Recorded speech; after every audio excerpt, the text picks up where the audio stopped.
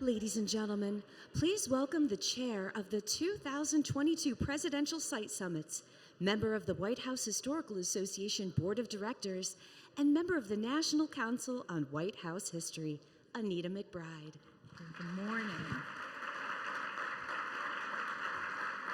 Oh, this is great. This is great. It's so wonderful to see this full room at the Adolphus Hotel after 2 years of waiting to get here. We're so thrilled that you all could be here. I want to wish you a good morning and a welcome to the day one of the 2022 Presidential Site Summit. I hope you enjoyed last night's program at Old Parkland. It's an extraordinary place. Thank you.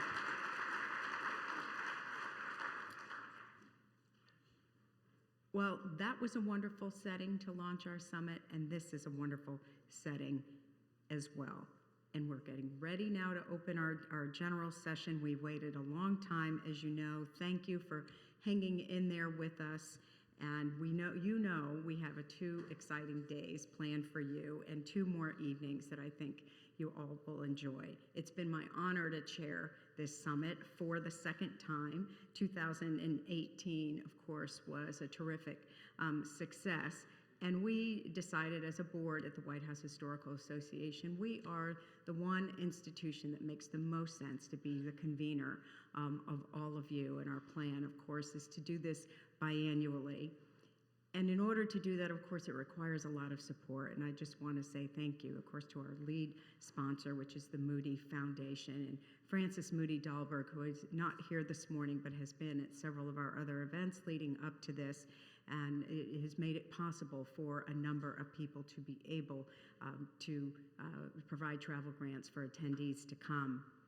But I want to also recognize those who are present that have served on the board of directors of the Historical Association or currently serve. You heard from Chair John Rogers last night, Vice Chair Teresa Carlson, I think she is here in the audience, Merlin Carson, Ashley DeBerry, John Dalton, Kathy Gorn, who will be on the panel coming up in just a few minutes, Tam Kanilakam, who's here somewhere that went and got me a cup of coffee, which I need desperately, Catherine Malone France, Bob McGee in the front row, Barbara Perry, who you will hear from, will moderate a session today on First Ladies, and Tina Chen, who joined me last night at Old Parkland, and it was really wonderful to share our experiences as colleagues of a very unique position. And while he couldn't join us in Texas this week, we want to acknowledge one of our ex officio members, the Archivist of the United States, David Ferriero. He'll be retiring from the National Archives next month. And on the behalf of the Board of Directors, we really want to thank David for his years of dedicated service and support of the Presidential Sites Summit. I'd also want to recognize members of the National Council on White House History. A number of them are here with us today. If you can wave or stand, I would really appreciate people. Thank you, Lorna, for being here. Teresa, I see you, Alan. I need new contacts. I can't see that far, but I can at least see my remarks. This is a special group of people to the White House Historical Association, and they really generously support our mission and make things like this possible by giving their time, their influence, and their resources. So we're delighted that they could join us at the summit. The other group I want to thank is our Presidential Site Summit Steering Committee. These are representatives, our colleagues at the LBJ Foundation, who you heard from Mark Updegrove last night, who moderated our panel, the George and Barbara Bush Foundation, the Clinton Foundation, and the George W. Bush Presidential Center. They have worked with us over the last 2 years leading up to the summit, gave us great guidance and insight along the way, and we thank them for that. As many of you know, this event was planned as a follow-up to the 2018 summit that we had in Washington, D.C. It was tremendously successful, but we reached out to all of you after that summit to get the feedback of all of the attendees, what your experiences were, how we can further improve the summit. the content that we were providing, and the overall experience that we were giving to each of you. And attendees gave us great feedback, and that they wish that the summit would be held every 2 years instead of 4. And we've committed to do that. COVID got in the way, but our commitment stands. And the board has approved that. And to quote really our chair, John Rogers, at our last board meeting, who said, "This is the cornerstone of our priorities." So we take that seriously. And pandemic or no, here we are, and we will continue this great effort. The last thing I want to do before bringing up Stuart McLaren is I want to thank the extraordinary staff of the White House Historical Association. So many of them are here. I think we practically closed up shop in Washington to bring everyone here, members, of course, of our Next Generation group as well, who I hope they will seek you out and you will seek them out and inspire them to follow along this path of studying White House history. But the staff really brought a lot of hard work to this summit. I appreciate them, and I want them to know that their dedication is not forgotten. And Genevieve Ryan, thank you for being here as the leader of the Next Gen group as well. So with that, I want to bring up the illustrious leader of the White House Historical Association who leads this team. I'm going to turn the program over to him so we can get started. Stuart McLaren.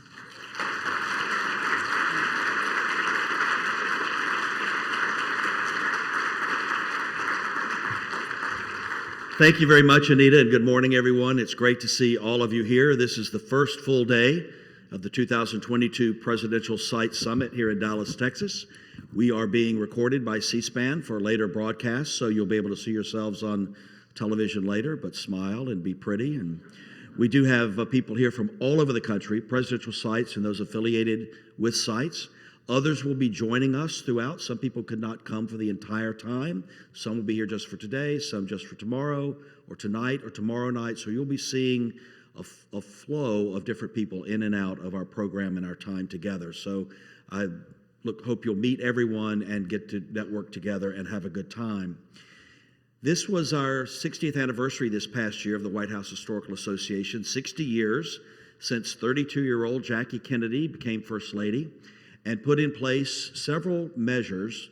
The White House Historical Association, the Committee for the Preservation of the White House, the first curator, put in place these things that still, for the most part, govern and direct historic preservation, conservation, and acquisition at the White House today. And we've had the pleasure and the privilege as an association of working with 12 presidents and first ladies, including the Kennedys and since the Kennedys.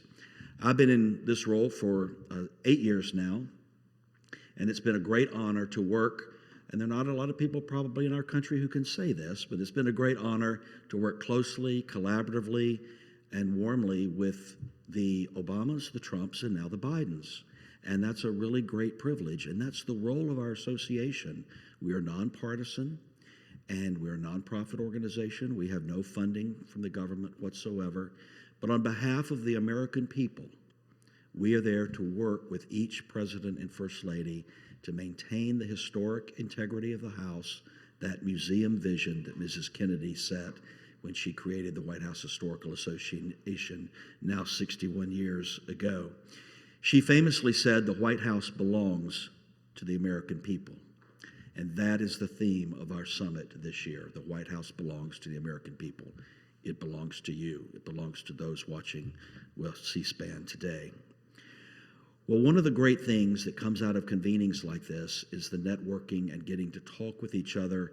No longer are we exclusively set to talking to people on the Zoom, on the box, but here we are in person and people to people, person to person, site to site.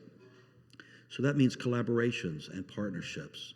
And several of these have come for us as well, and we look forward to you forging those among yourselves. But I want to mention a new example of something that has evolved that will become a part of the Presidential Site Summit in the future. And we've always reached out to birthplaces, childhood homes, libraries, museums. But one group that is now coming into play with us is the alma maters of presidents.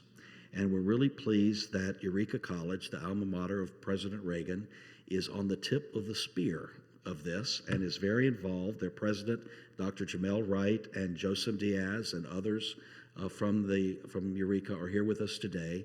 And we're going to work together to reach out to these colleges and universities that have identities with former presidents and first ladies and involve them in future summits as well.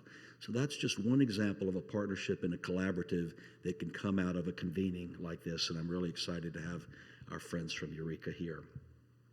A few housekeeping items. On the back of your badge that you're all wearing is a QR code.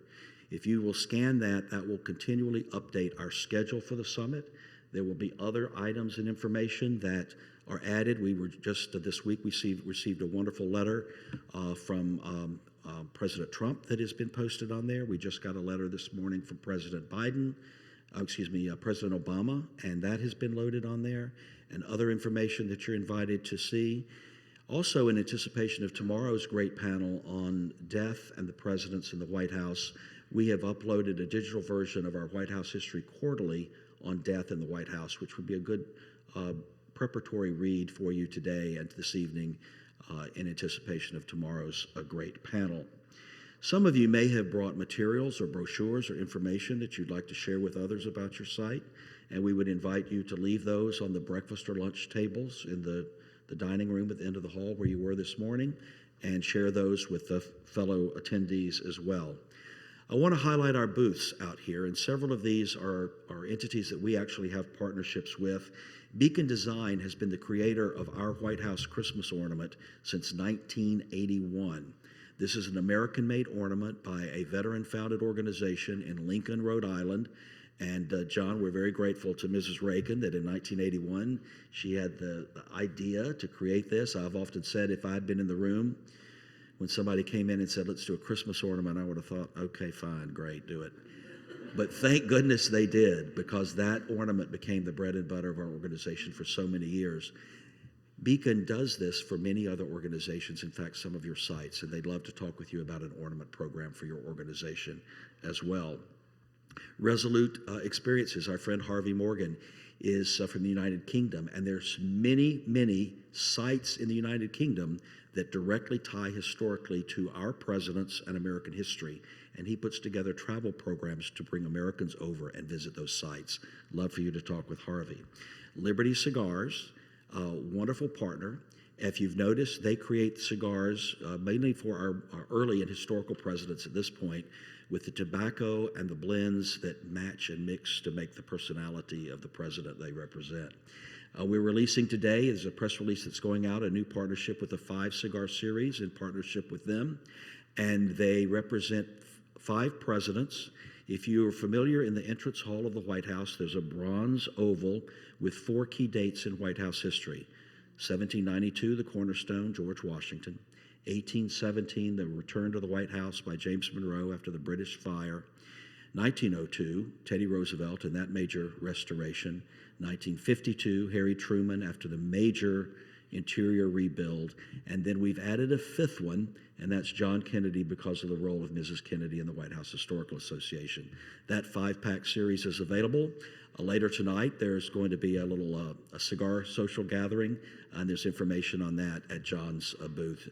And the John Adams, appropriately titled, is with Liberty Cigars, and he's out there, and he would be happy to talk with you as well. Our own David M. Rubenstein National Center for White House History has a great interactive component that you can participate in. I'd like for you to visit them and hear what we're doing there. Of course, our wonderful books and publications. One of my favorite things that we do, Mrs. Kennedy started publishing the guidebook in 1962, and I'm very, very proud of our book program.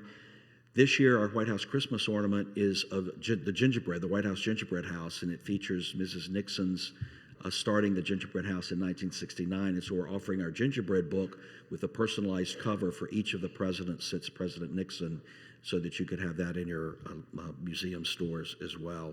And then our retail booth is out there. So a lot of things to enjoy and see in the booths out here.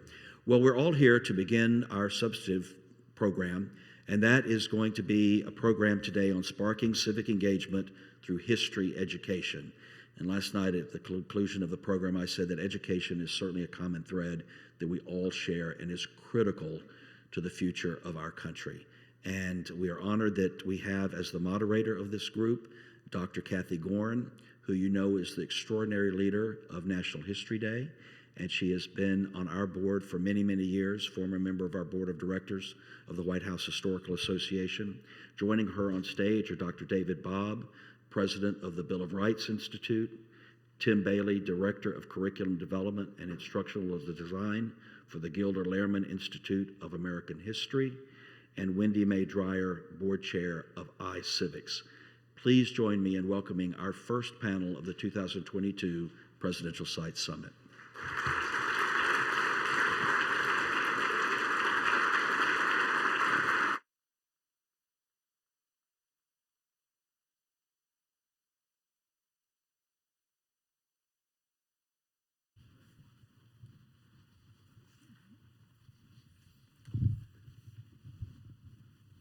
Good morning, everyone.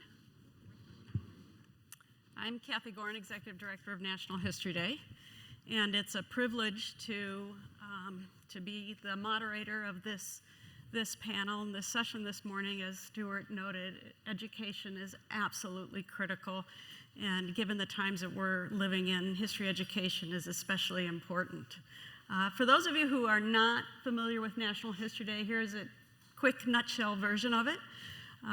We sponsor a student program for 6th through 12th graders all across this country, and also internationally, in fact, in which we ask kids to choose topics in history, any topic they like, and then go out and conduct extensive research into archives and libraries and museums. And I know that many of you have been contacted by our students year after year looking for primary resources to go along with their studies of the secondary material.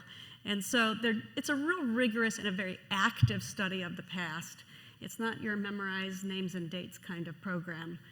The students, after they've done their research, they then present their findings in creative formats. They also have to relate their topic to an annual theme, and I think we were clairvoyant when we set our themes up. We set them years in advance. And so the first year of the pandemic, the theme was breaking barriers in history. And this year's theme is debate and diplomacy in history. So timing is everything, I guess. So once they do all of that, they then present their findings at different competitions, winners moving up the levels until our national event every year, which sadly for the last 3 years has been virtual. But we're going to be back on site next year by, come hell or high water, pardon my language. That's allowed. Thank you. We also do a lot of teacher training, professional development opportunities to help social studies teachers become better history teachers. And so we do instructional materials and summer institutes and those kinds of things, which is very critical because many of the social studies teachers, many do not major or minor in history in college, but they're certified to teach it. So we have to help them with training and resources. So that is History Day in a nutshell. The title of our session this morning is Sparking Civic Engagement Through History Education, and again, it's very timely given the climate that we've been living in, a time when civic education, civic engagement, civic discourse in particular, is divided and very polarized. And it's a time when interpretations of history and approaches to history education are being scrutinized. I think that I would guess that most of us here, hopefully all of us here, would agree that history education is absolutely critical to building good citizenship, for civic engagement. And the best way to do that is through an active study of the past with students. And many studies over the decades have noted that students who study history in an active, rigorous way, they're more likely to volunteer, they're more likely to engage in their communities, they're more likely to vote and vote thoughtfully, and history education builds empathy. So it's again very critical. But history and social studies teachers are dealing with internal and external influences on classroom practice and curricula. So the big question is, what can we do? How can we help our teachers improve the way they teach and engage their students in a really rigorous and meaningful study of the past? So that's what we're going to talk about this morning a little bit, and I'm going to turn to my colleagues to hear their advice. So I'm going to start with Wendy. Wendy May Dreyer, again, is the board chair of iCivics. So Wendy, what does civic engagement mean? And, so what does that look like? Hello. My name is, as she said, Wendy May Dreyer, and I'm board chair. Full disclosure, I'm actually a recovering attorney who retired recently to go work full-time for iCivics because I felt like it was such an important mission, and given what's happening in our country and society today. Civic engagements is a big topic. And just to give you a brief background, I think you wanted us to do this on our organizations. iCivics is the largest civic education resource provider in the country. We were started by Justice Sandra Day O'Connor when she retired from the bench. And even though that seems to most of us like quite a long time ago, she was already sensing what was to come. It was first felt in the judiciary, and it certainly trickled down to all of the branches of government in terms of the lack of knowledge as well as the distrust of our key institutions. And she wanted to do something about it. And so she began researching, and ultimately, and ironically, a retired Supreme Court justice you would never thought invented video games for teaching civic education. Not personally herself, obviously, but she retained some of the best in the country so that we have, we have some of the highest rated. I think one year we ranked third after World of War video games. I mean, which is pretty impressive for an educational, video game site. We do video games, but then lesson plans and professional development to back those up for teachers, and we provide them as free resources to teachers because we all know they do not have, especially social studies, does not have the budget to be able to afford quality resources. And so that's what we do. At the heart of our organization, we are actually now leader also in I think probably the largest bipartisan coalition that works in this arena nationally to help advocate for change across the country, as well as civic programs being allowed to stay in school, and not just allowed to stay, which is sad to say, but also prioritized. So that's in a very, very brief nutshell what we do. So civic engagement is at the heart of our mission. Our mission is to create in the next generation responsible, informed, engaged citizenry. And I would say to fully define civic engagement, you have to know it's not about just the action part of that word. It's not about just going out and getting involved, because there's precursors to that, and that's fundamental to our mission. You must have, and our students must have knowledge. They must have skills. They must have the right attitudes before they can become responsible, informed, and engaged citizens. Otherwise, they're just being told what to go protest for. They're pawns in somebody else's game. They don't really know what they're doing. They don't know how to take part in their government. And that's been the biggest problem we have found in schools, is that so many of the states quit having any requirement for government, civics, it's called different things in different states, but to teach our students the foundations of our government, much less what to do with that and how to apply it in their daily lives. So we start by teaching history. You must know the facts. You must know factually where a country has come from, where it's headed, what the institutions are, and the importance of engaging in those. And that leads into the next key factor, which is attitudes. We start K through 12. At a very early age, you have to start convincing students that they need to care about our government, our system of government, our way of life in America. Probably a lot of you have seen them, but some of the more recent statistics are, scary in terms of where millennials and the generations after that are with respect to our foundations of government in America. I think the latest one I saw was 44% of millennials think the Constitution is irrelevant. It's almost half of millennials think the Constitution is irrelevant. Let that soak in for a second. I think 35% had no faith in our American democracy. So you've got to start with the attitudes. We've got a whole generation that just doesn't see any reason to support the American government. They don't believe in the experiment of American democracy. And so we have to begin by creating those appropriate attitudes if we want them to be engaged citizens. And then the last piece of that is the skills piece of it. You've got to teach them how. You've got to teach them the art of civil discourse. Not just civics discourse, but civil discourse. You've got to teach them primary document analysis. You've got to teach them media literacy. You've got to teach them advocacy. All of these skills are necessary so that then in the final stage, they can be taught, okay, what do I do with all of this? I've got the knowledge, I've got the skills, I've got the appropriate attitudes. How do I get involved in my local community? It's not just government, local community, state government, federal government. How do I participate as a citizen and feel a sense of responsibility to do that? Hear, hear. No small task.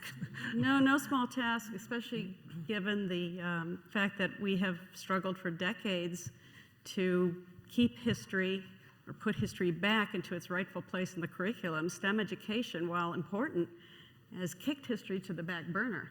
And so we've been struggling with that alone for decades, and now we're dealing with the attack on historical truth and history education, what teachers can and cannot teach, and so on. So it's sort of a double whammy in terms of the challenge that we have to teach history and teach more history in an effort to encourage civic engagement. When we start, I mean, honestly, as an aside, when we, the organization of iCivic started, the biggest challenge was just getting resources to what many people referred to as the black sheep of the education world. STEM was getting all the resources, social studies got none, and they were just begging for resources.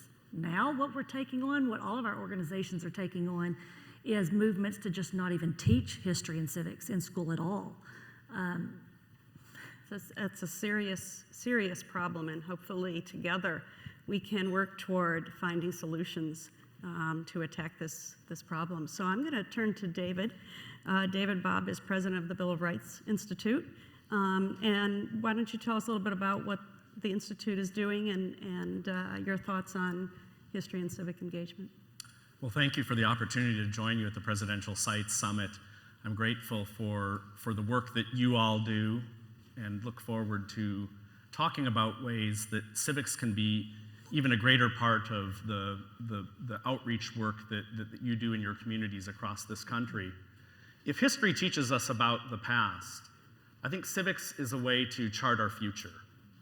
One of the big challenges that we have in reaching young people is that when they're thinking about history or they're thinking about civics, what often comes to mind is simply #boring. They don't see it as something that they should care about.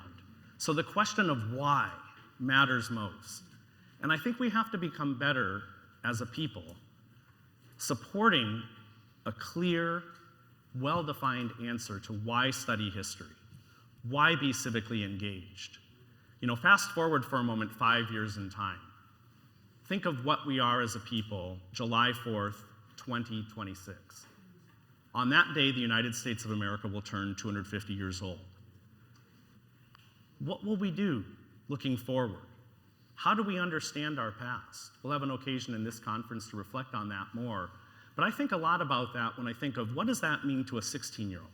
Because while we here, and many who are watching on C-SPAN might be Constitution nerds or history buffs, a 16-year-old doesn't wake up with Constitution Day circled on his or her calendar. What we have to do, I think, is show them that there is a relevance. And that's one of the things that I really am concerned about, what you mentioned, Kathy, that chilling effect that can come to play. Wendy, you also talked about this. It is vital, I believe, that we as a nation support social studies educators in the immensely difficult work that they're doing. And it was for that reason that my organization, the Bill of Rights Institute, was started just over 2 decades ago.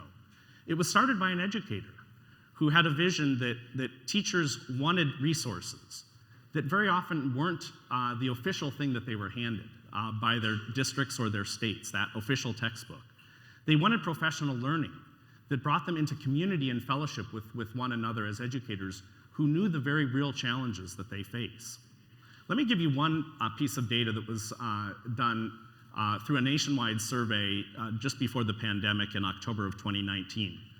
The organization Newsela asked administrators all across the country, how much do you think that your teachers in social studies in middle school and high school use the officially approved textbook that's been paid for by the taxpayer? The administrators said 1 out of 2 days. Then, in that same national survey, the teachers were asked, how much do you use it? And they said 1 out of 5 days. The big gap there shows that our teachers across this country are entrepreneurial. They're curators of content. They pull together current events. They pull together things that are drawn online so as to be able to answer those really difficult questions of why, so as to be able to talk about the things that sometimes right now we think should be verboten. The Bill of Rights Institute takes as our touchstone the Declaration of Independence. We work so that we might more perfectly realize the promise of equality, so that all people can live in a just and free society. And that starts with young people. It starts with giving them a vision of what that would mean and showing them their place in that. And our work is really defined by providing a library of free resources. It now numbers some 4,000. All of them are available to teachers. And then professional learning programs that are held around the country. In one of those resources, we were able to partner with 2 organizations represented here, the John F. Kennedy Presidential Library and Museum, and also the Ronald Reagan Presidential Library and Museum.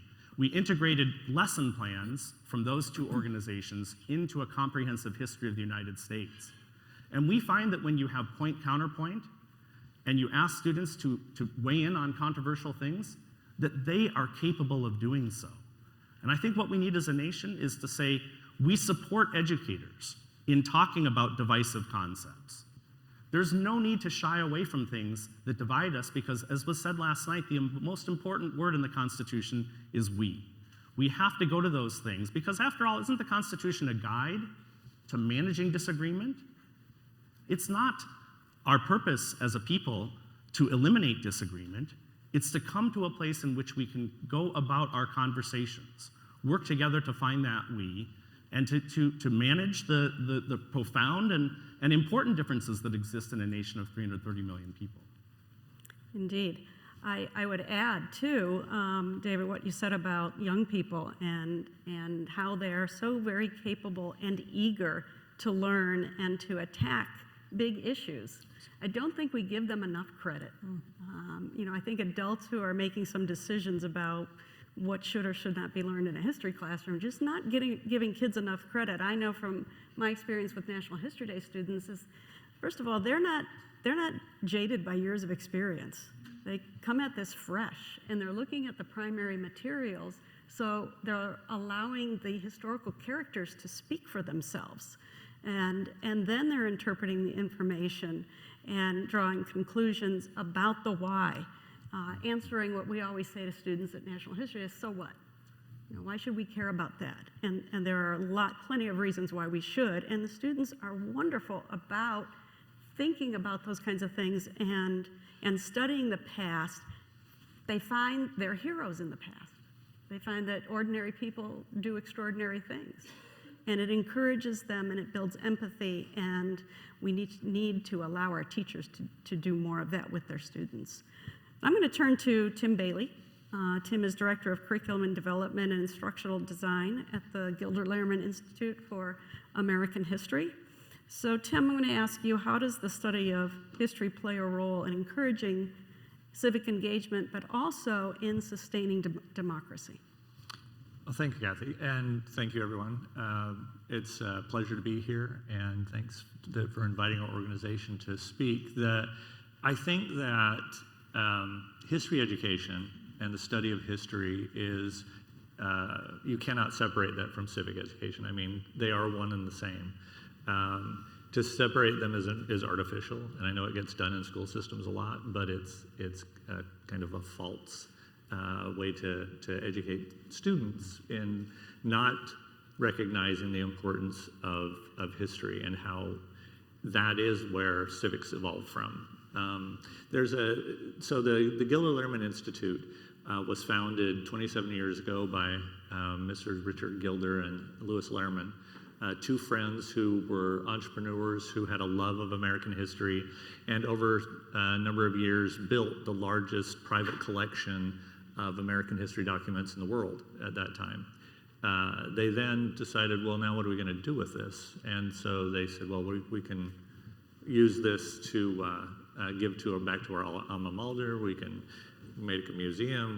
But what I wanted to do is get into the hands of students, into the hands of children, for exactly this purpose, to teach them a love and an appreciation for American history and how an evolution of a people, how that had happened.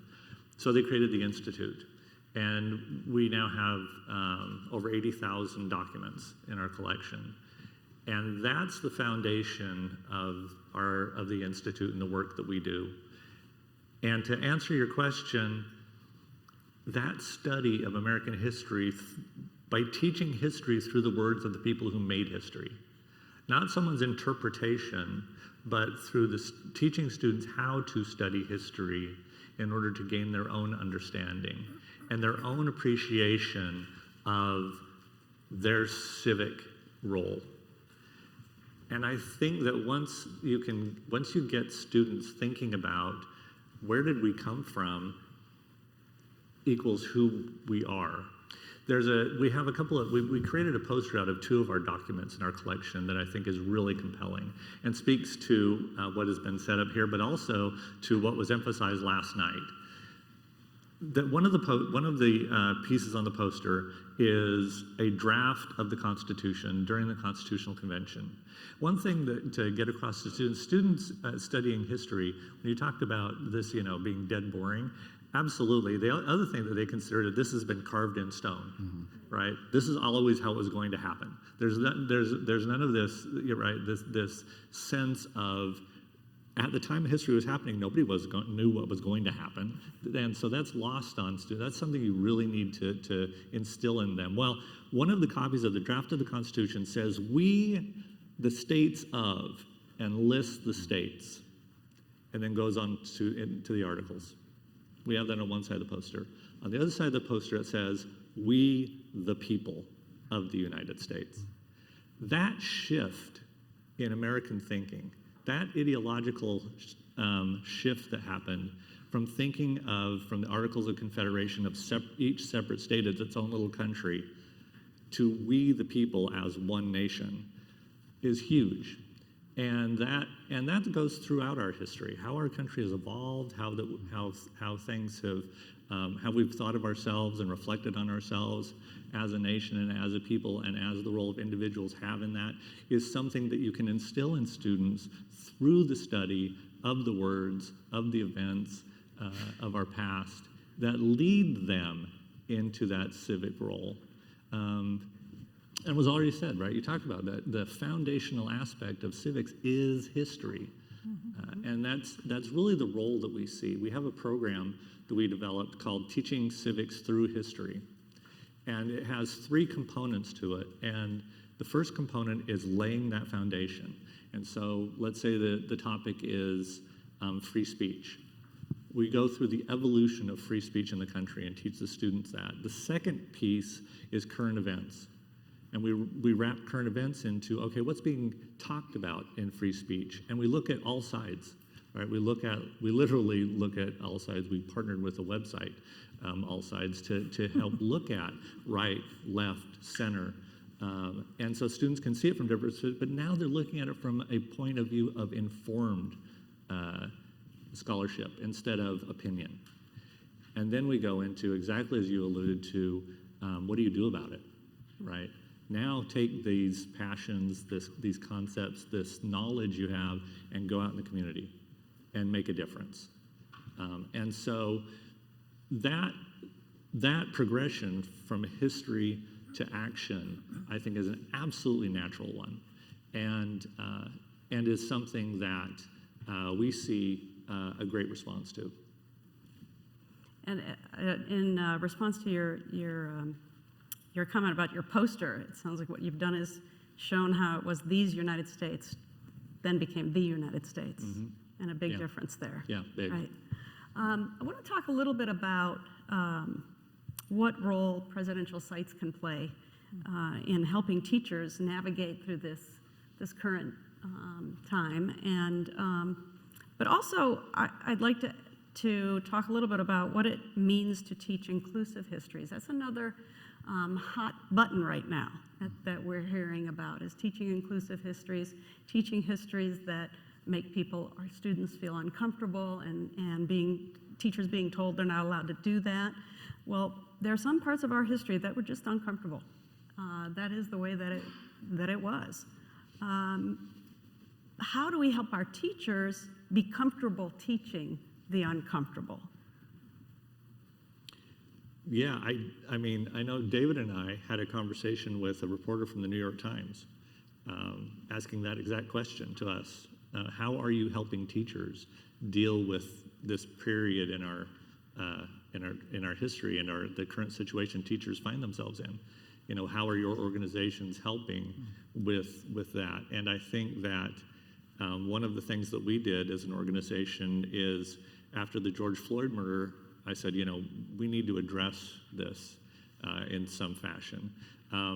We're an absolutely apolitical organization, but teachers need to, are going to be asked by students, and they need to have someone helping them. And so what we did was we put together a program called How Did We Get Here?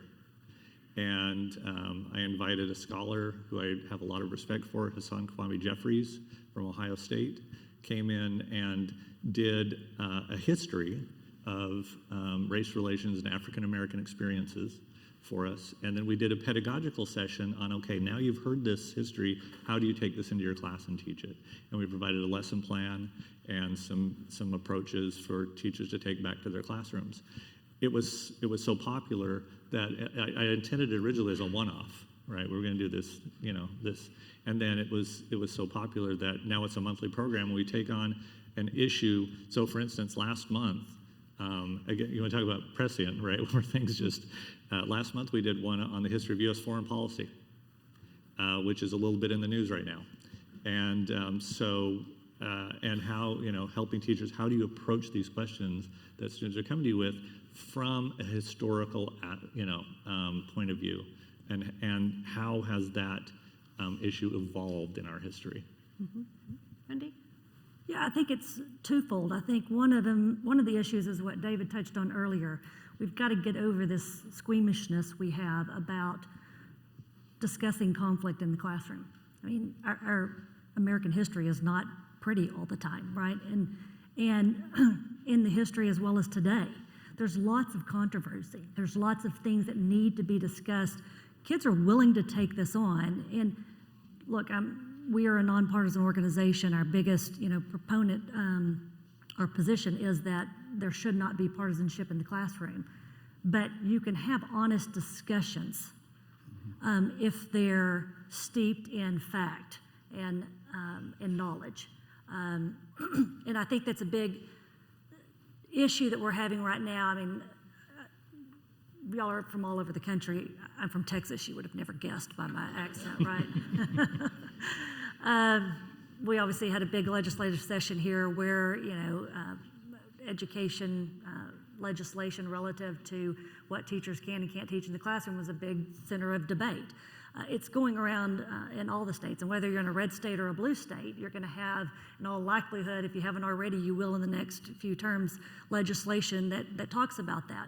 And it is critical. And we fought very hard here in Texas to preserve the ability to teach current events and to talk about these things. So it's important that there's support for teachers, both from society at large as well as their administration, to having these discussions in the classroom.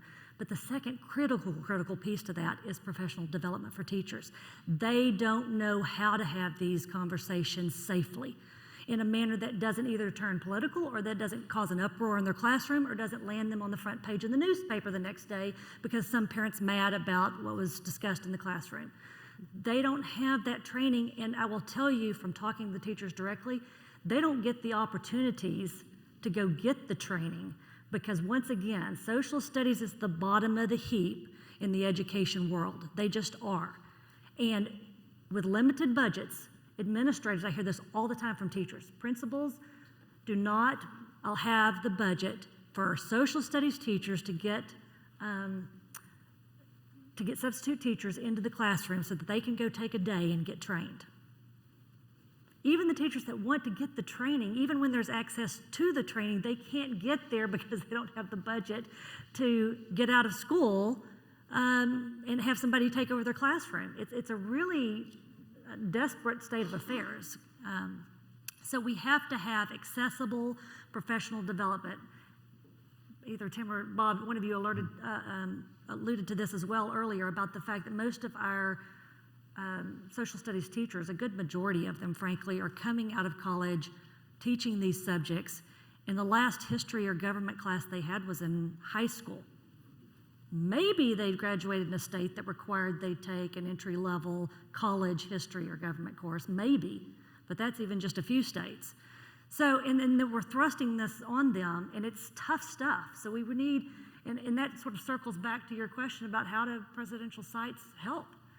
In Texas, we just got through with a big campaign on this legislation, and one of the things we were able to accomplish is getting a requirement, it's called civic academies, that teachers and administrators, which was important, that it be administrators as well, get a certain amount of professional development training in social studies, both civics, history, government, all of the above.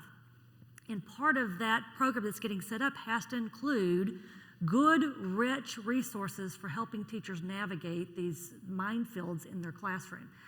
There's a lot of great teachers out there that really want to do the right thing, and they really want to teach well if we just give them the resources and the support to do that. Mm-hmm. And they need that to be consistent and, not just sort of the one shot and out, the quick workshop or the 1 hour webinar, but some consistency in helping them not just understand and sift through the materials that you might have, but the training on how to think. Because what's really important here is helping young people learn how to think critically. Right. So we have to help their teachers do the same, and they just haven't had the opportunity and how to do manage that the discussion is right. It's just part of it. Training in that. I mean, it can get complicated. You will have kids with hot sports opinions coming into the classroom, and how to manage those discussions appropriately so we can give them a model of what civil discourse in our nation should look like. And I think that's the key thing, that teachers model civil discourse, and when they're working, as I think the lion's share of educators do across this country, to teach how to think, not what to think, it's incumbent on the rest of us, regardless of our roles, but I think it's particularly critical that the presidential sites are stepping up and helping to support the educators in this effort. Let me just build on what was said by painting a day in the life. If you're showing up in the classroom and you're one of the nation's 200,000 social studies educators at the middle school or high school level, and it's January 7th, 2021, you know what you're going to talk about. You know what you're going to engage those students on. But what you don't know is what your building principal or the superintendent or the legal counsel for that district might be saying. Because oftentimes there's subtle but steady pressure to avoid those kind of discussions.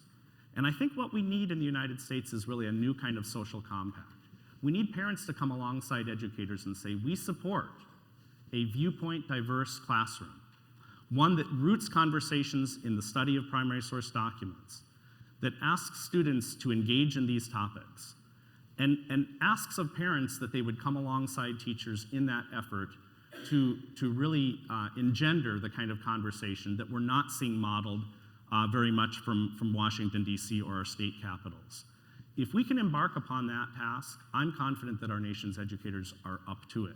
We see it every day. You know, those kind of professional learning programs is what is the bread and butter of our work at the Bill of Rights Institute. And to date, we've had 25,000 educators come through programs of 1 day in length or more. They're very interested in gaining the tools by which they can lead those discussions and by which their young people who are in their charge can emerge capable of having them outside of the classroom. Yeah, I think that the key to all of this is training, is getting teachers. I think that all four of us would agree that it's there's nothing that can substitute for having a teacher learn how to do this well. And all of our organizations work with that goal in mind. I mean, we all train teachers, and we have a network of over 30,000 affiliate schools and their teachers who work with us that we communicate with regularly, and we reach out and work with school districts all over the country and at state levels. And many of the historic associations here we work with. We partner with many of you in programs to train teachers. So this is something that, again, it's not a mystery, right? It's not like we're trying to figure out a puzzle here. We know what to do. It's more of a lack of social initiative of the country taking, saying this is important. This is what the direction we need to be moving. This is what we should be investing in. I think we have a lot of the answers. It's just implementing them. Well, and to further answer your question about what can the presidential sites do, I'll give you some very, very specific tasks. There's reformation happening in a lot of the areas of the country. There's a lot of, as I alluded to earlier, state legislation that's happening. Check into what's going on in your state and find out. Here in Texas, we've started a coalition to, now that we're through the legislative phase, we're doing the heavy lifting now of the Civic Academy's preparation, as well as revision of state standards, so on and so forth. Presidential sites can offer locations for teacher training, right?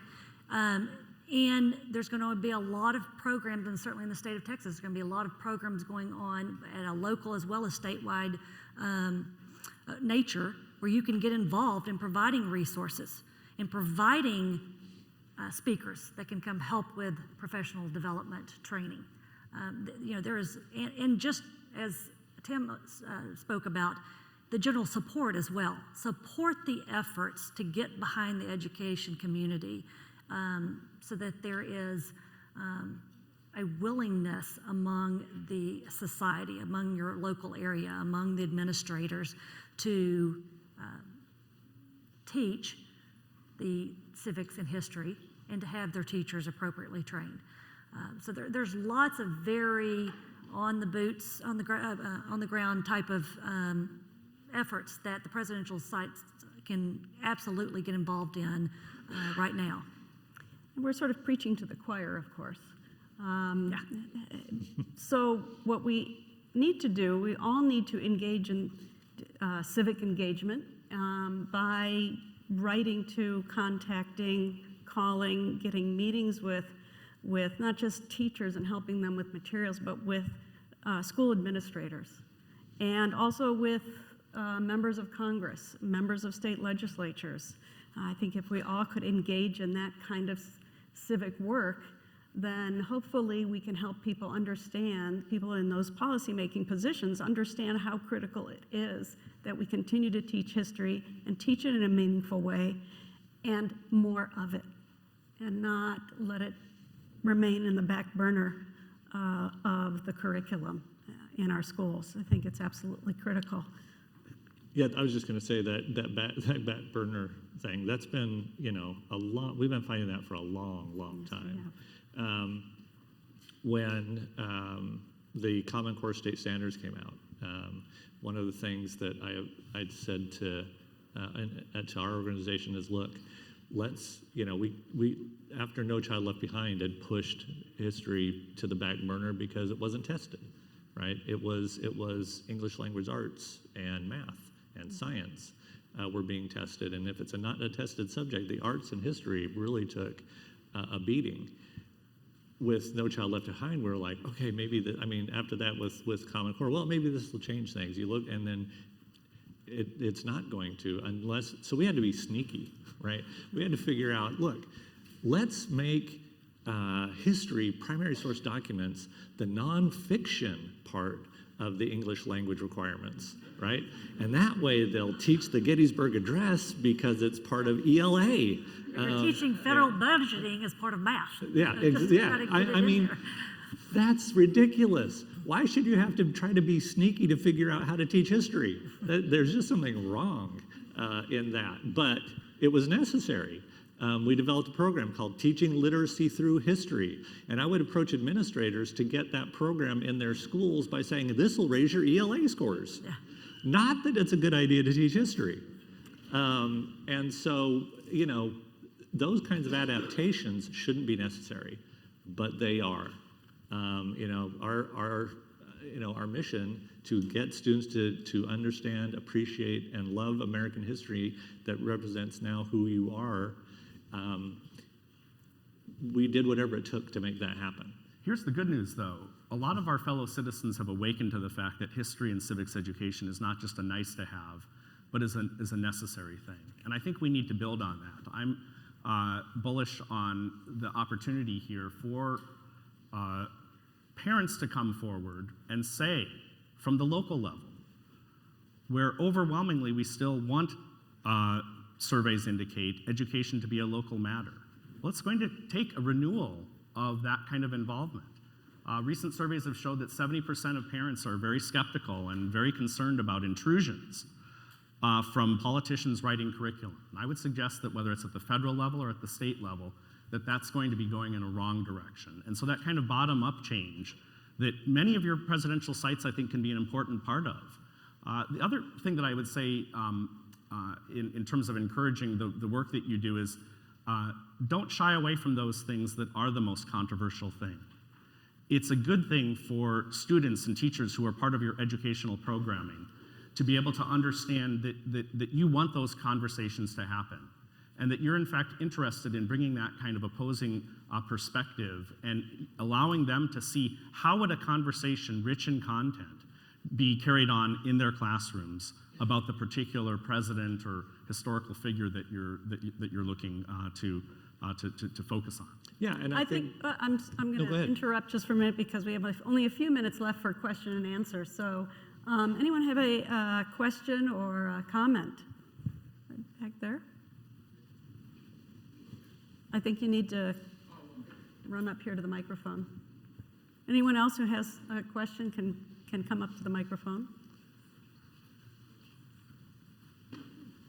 Good morning. Thank you for this panel. So I think it's fair to surmise that everyone in this room operates in the world of facts and reality and good faith discussions across difference. Mm-hmm. But outside the walls of this room, something like 20 or 30% of the rest of the country has fallen down the rabbit hole of these bizarre conspiracy theories and QAnon and this other nonsense. How are you all thinking about how to address that extremely corrosive development in our nation, which I think is really without precedent? I think it's a great question. I've thought about doing even a study and lesson plans on this because it's a question that our teachers, 60,000 strong across the United States, ask us. And I would suggest that there's something that you might not at first think of.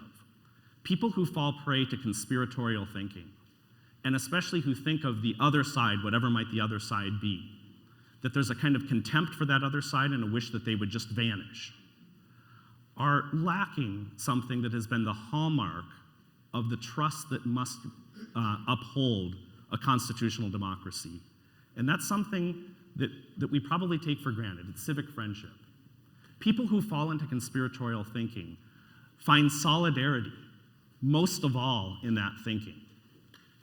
And what I think we have to do is, and this is where presidential sites, civic ed organizations, really the definition of civic engagement is to reach out to people who you might otherwise write off.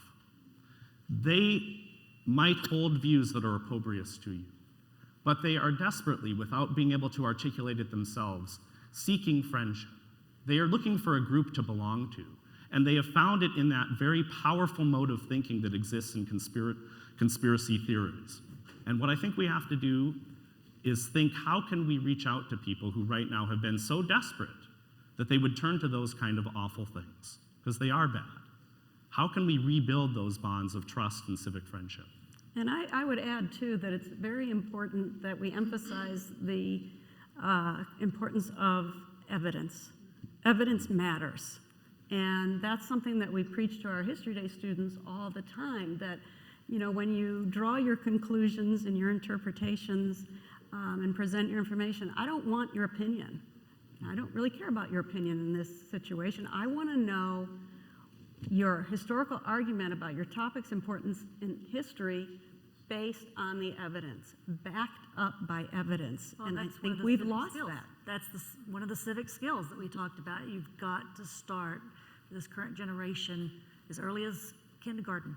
I mean, honestly, they have to be taught in an early age civic skills that will enable them to see, excuse me, the factual basis that they need to be looking for, the accuracy of the information they're being given. Otherwise, we live in a society where they just live in social echo chambers. And preaching also multiple perspectives. You can't just look at one side of the event or the individual, what happened in the past. You've got to look at all the angles, and that's very important. Hello, I'm Catherine Allgore from the Massachusetts Historical Society, and I was reflecting as you were asking, what can presidential sites do? I was in my own way thinking, what can presidential sites do? What can we do? And I was thinking about my own, organization, which has a fabulous collection and great research program, and we're very fancy and prestigious. The truth is, we have 2 people on our education committee, and so I think that one of the things that we struggle with is really the lack of resources. Mm-hmm. So how do we overcome that? And I think of it kind of as a ninja model. I think you need to figure out what you can do with the staff and resources you have, what you can do really well, get in there and do it if it's what people want.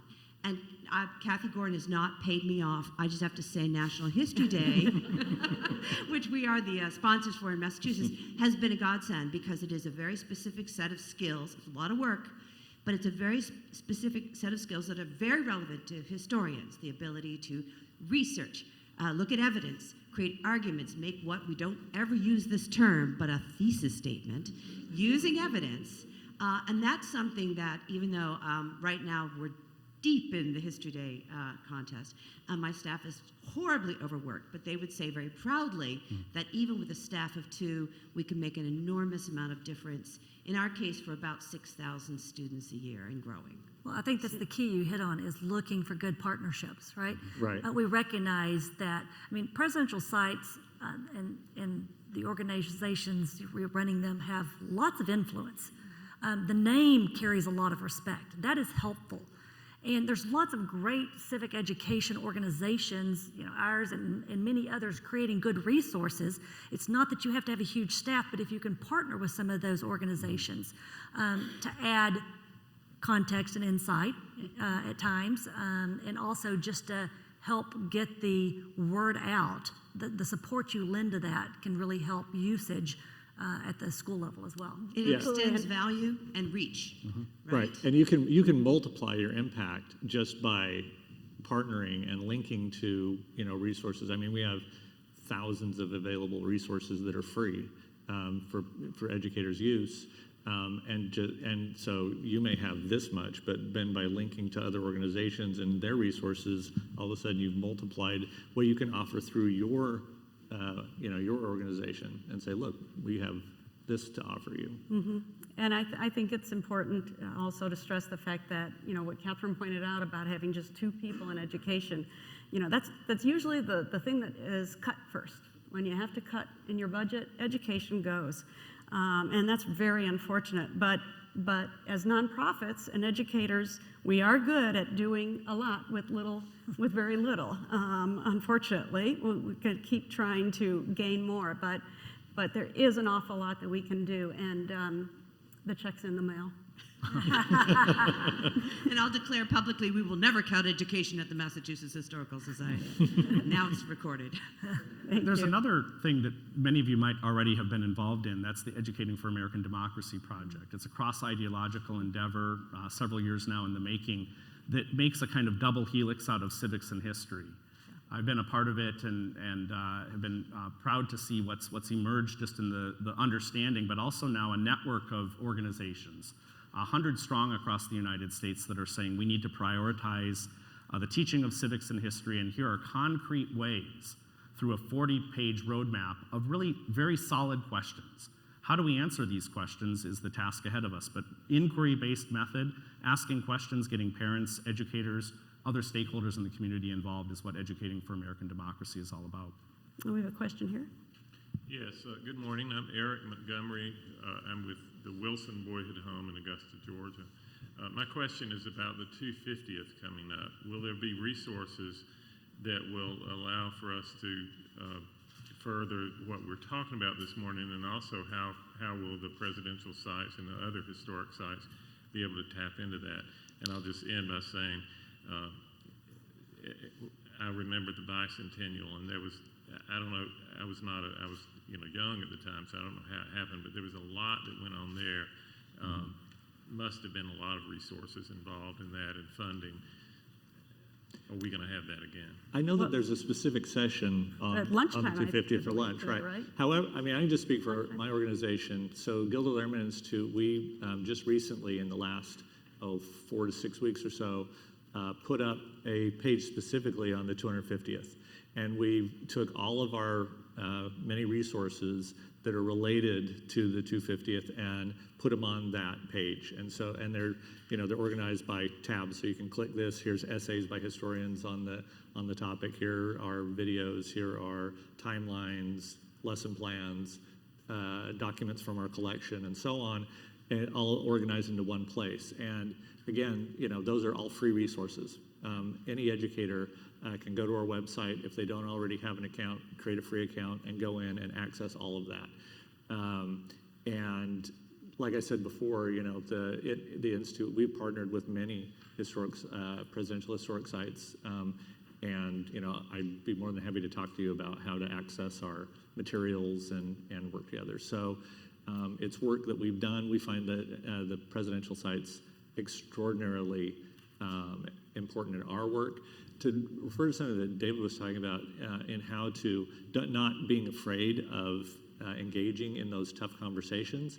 I worked with the Eisenhower Library, and we did I built a lesson plan around the Little Rock incident, and incredibly contentious, and used letters from their collection of people for and against that order, and students, it sucks them in, because these are real voices. Those primary documents talk to those kids, because this is what somebody really said. This is not somebody talking about what they said. These are their words, and they're incredibly offensive, or they're incredibly hopeful or supportive or whatever, but it's the real voice of that person. And students are compelled by that. I think every civic education organization is getting geared up for that, and so there will be a lot of research. I know we're working with the Library of Congress, as well as a number. We're going back through. We have quite a few history-related games that we're revamping for purposes of that. But for years, in talking about what you said earlier about trying to sneak it through, Tim, in different places, Constitution Week was always a big thing in social studies, because you knew that was a week you were going to get some airtime. And so we would always revamp resources for that week. So in the same kind of way, I think most civic education organizations are really building. There will be a lot to talk about. And to do more than just a day. Constitution well- Day. One day we're going to study the Constitution. That's I just know. crazy. And then here I am running an organization called National History Day. And I get it. It's not just a day, it's an experience. So, but remember the National History Life. There you go. National History Day experience, and now we're international too, so see, add all that on too. We just call it NHD, it's a lot easier. But I remember the bicentennial minutes in '76. Some of you will remember that, right?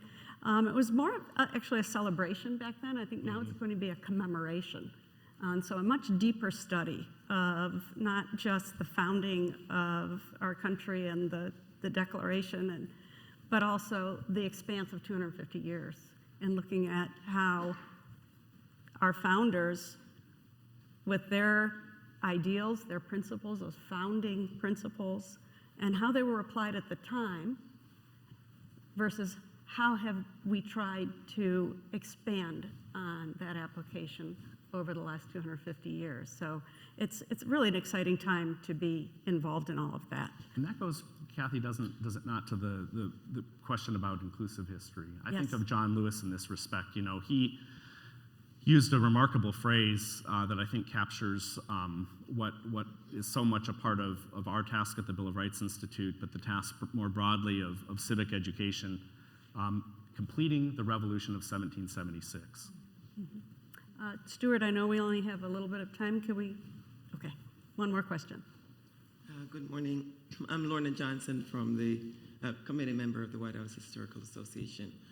I'm from California, and my sister is a professor. She's a middle school teacher, principal. And one of the problems that I find trying to get her involved in some of these things is time. They're so overwhelmed, not having adequate resources. And another thing is a question of what you bring into the classroom, how it's presented, and the controversies. People are afraid to make mistakes. How do we try to get attention to that and address some of these situations? Because we all know the right thing, and we are basically preaching to the choir here. But how do we get some of these things implemented? And how do we get people to be comfortable speaking about what is uncomfortable and not being getting some kind of repercussions for saying the wrong thing or making mistakes? Well, I think the time issue, and David mentioned this earlier, we're involved with this Education for American Democracy, and that came out of a National Endowment for the Humanities grant. And the idea was, we've heard this for years, teachers don't have time. Social studies teachers have to teach economics, world geography, civics, history, you name it. Everything gets thrown, finance gets thrown under there. How do you let them teach more in less time? And so that was really the point of this roadmap. Is it shows teachers how to integrate history and civics in a way. It's two sides of the same coin, and they can get more, and by using the inquiry-based method, they can get deeper in a faster manner.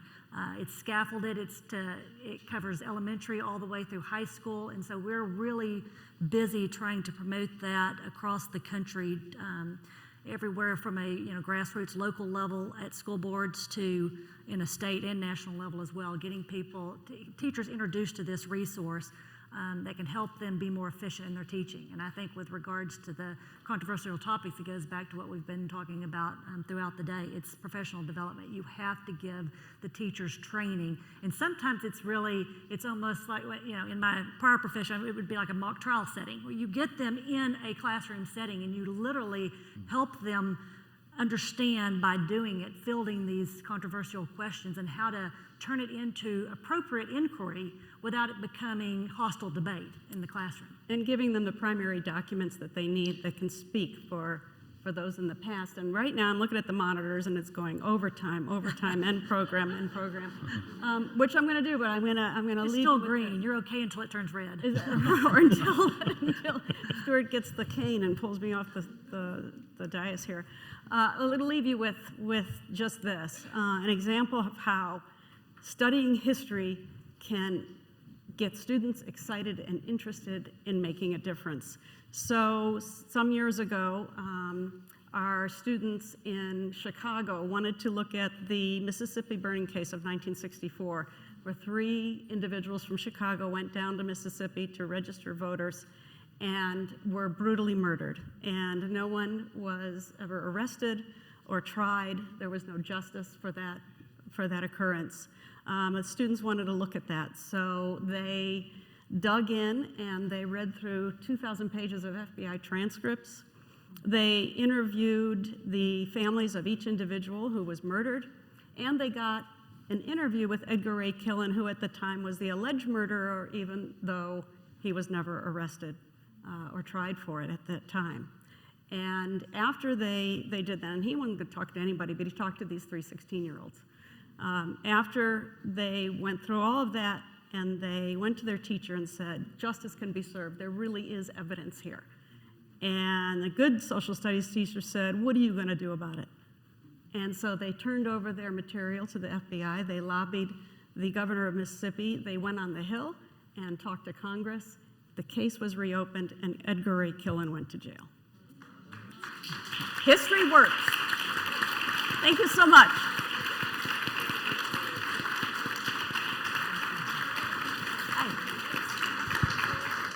Ladies and gentlemen, we will reconvene in the same room at 11 a.m. for our next session. Thank you.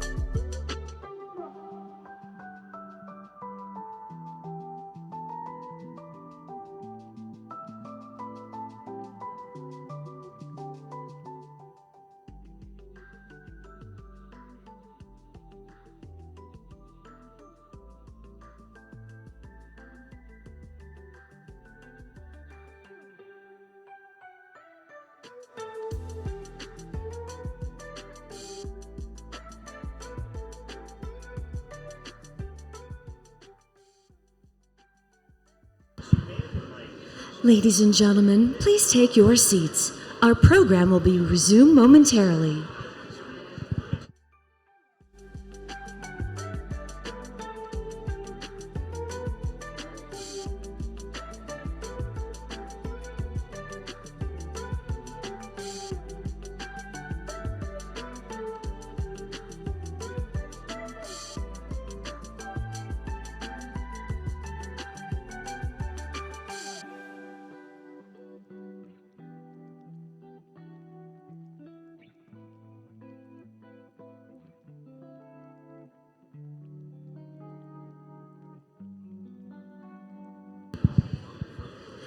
Ladies and gentlemen, please take your seats.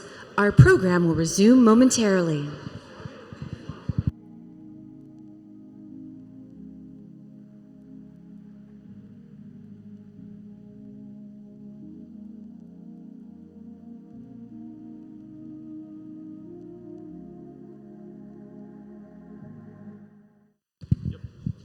Ladies and gentlemen, please welcome White House Historical Association Board Member and National Council Member, Merlin Carson.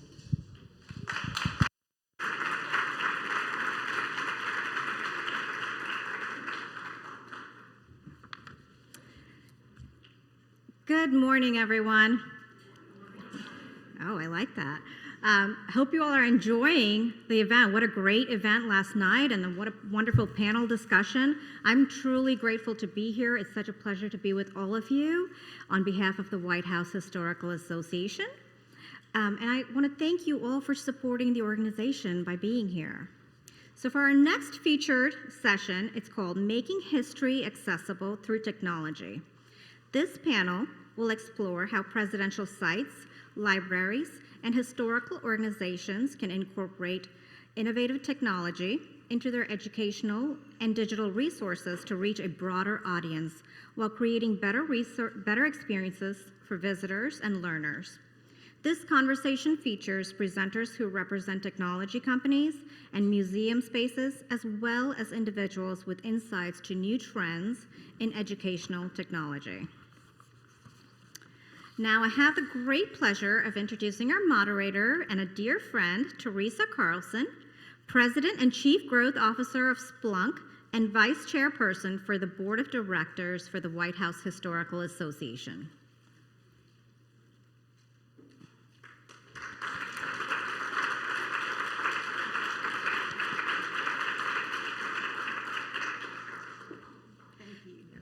Joining Teresa are our panelists, Ed O'Keefe, Chief Executive Officer of the Theodore Roosevelt Presidential Library Foundation, Jean-Claude Brizard, President and Chief Executive Officer of Digital Promise, Dr. Jamila Moore-Pugh, Assistant Professor, Digital Humanities and New Media and History at California State University, Fullerton, and Gary Sandling, Vice President of Strategy and Chief Content Officer of the Thomas Jefferson Foundation in Monticello. Please enjoy this discussion on history and technology, as well as how different digital platforms can be used to make our past more accessible and readily available to you all. Thank you.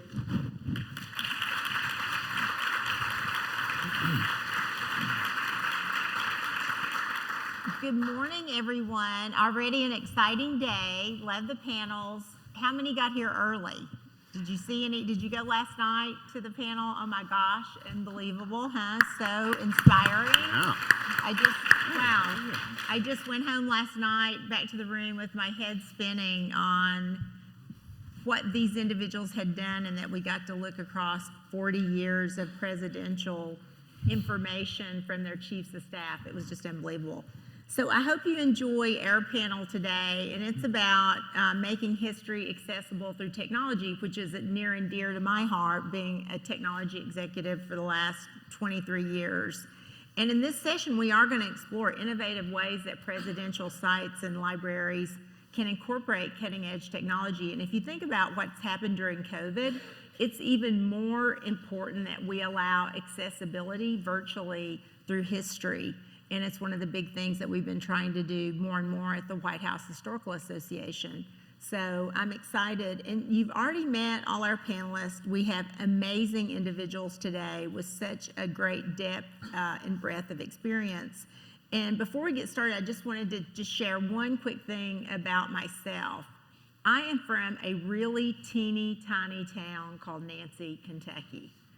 And I was sharing with someone, I can't remember, my parents were both teachers. My mother was the first female administrator in the county that we lived in. And I can't remember a day in my life that we were not involved in the political process.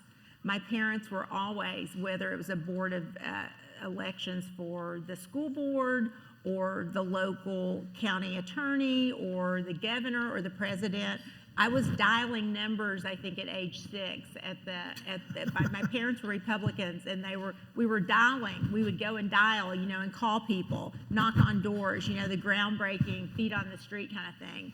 But I never dreamed I would get to go to the White House. And when I actually got to go, I couldn't believe I was there. And one of the things that one of the goals at the White House Historical Association is making the White House accessible to every individual, because the White House is the people's house. It's great that presidents get to live there. It's their home for the time they're there, but it belongs to everyone. And that's really one of our big goals. And I just wanted to share, I got the great privilege. My dad passed away 11 years ago, and he never got to go to the White House. But I got the great privilege of, like, 3 years ago before COVID, taking my 90-year-old mother on a private tour of the White House.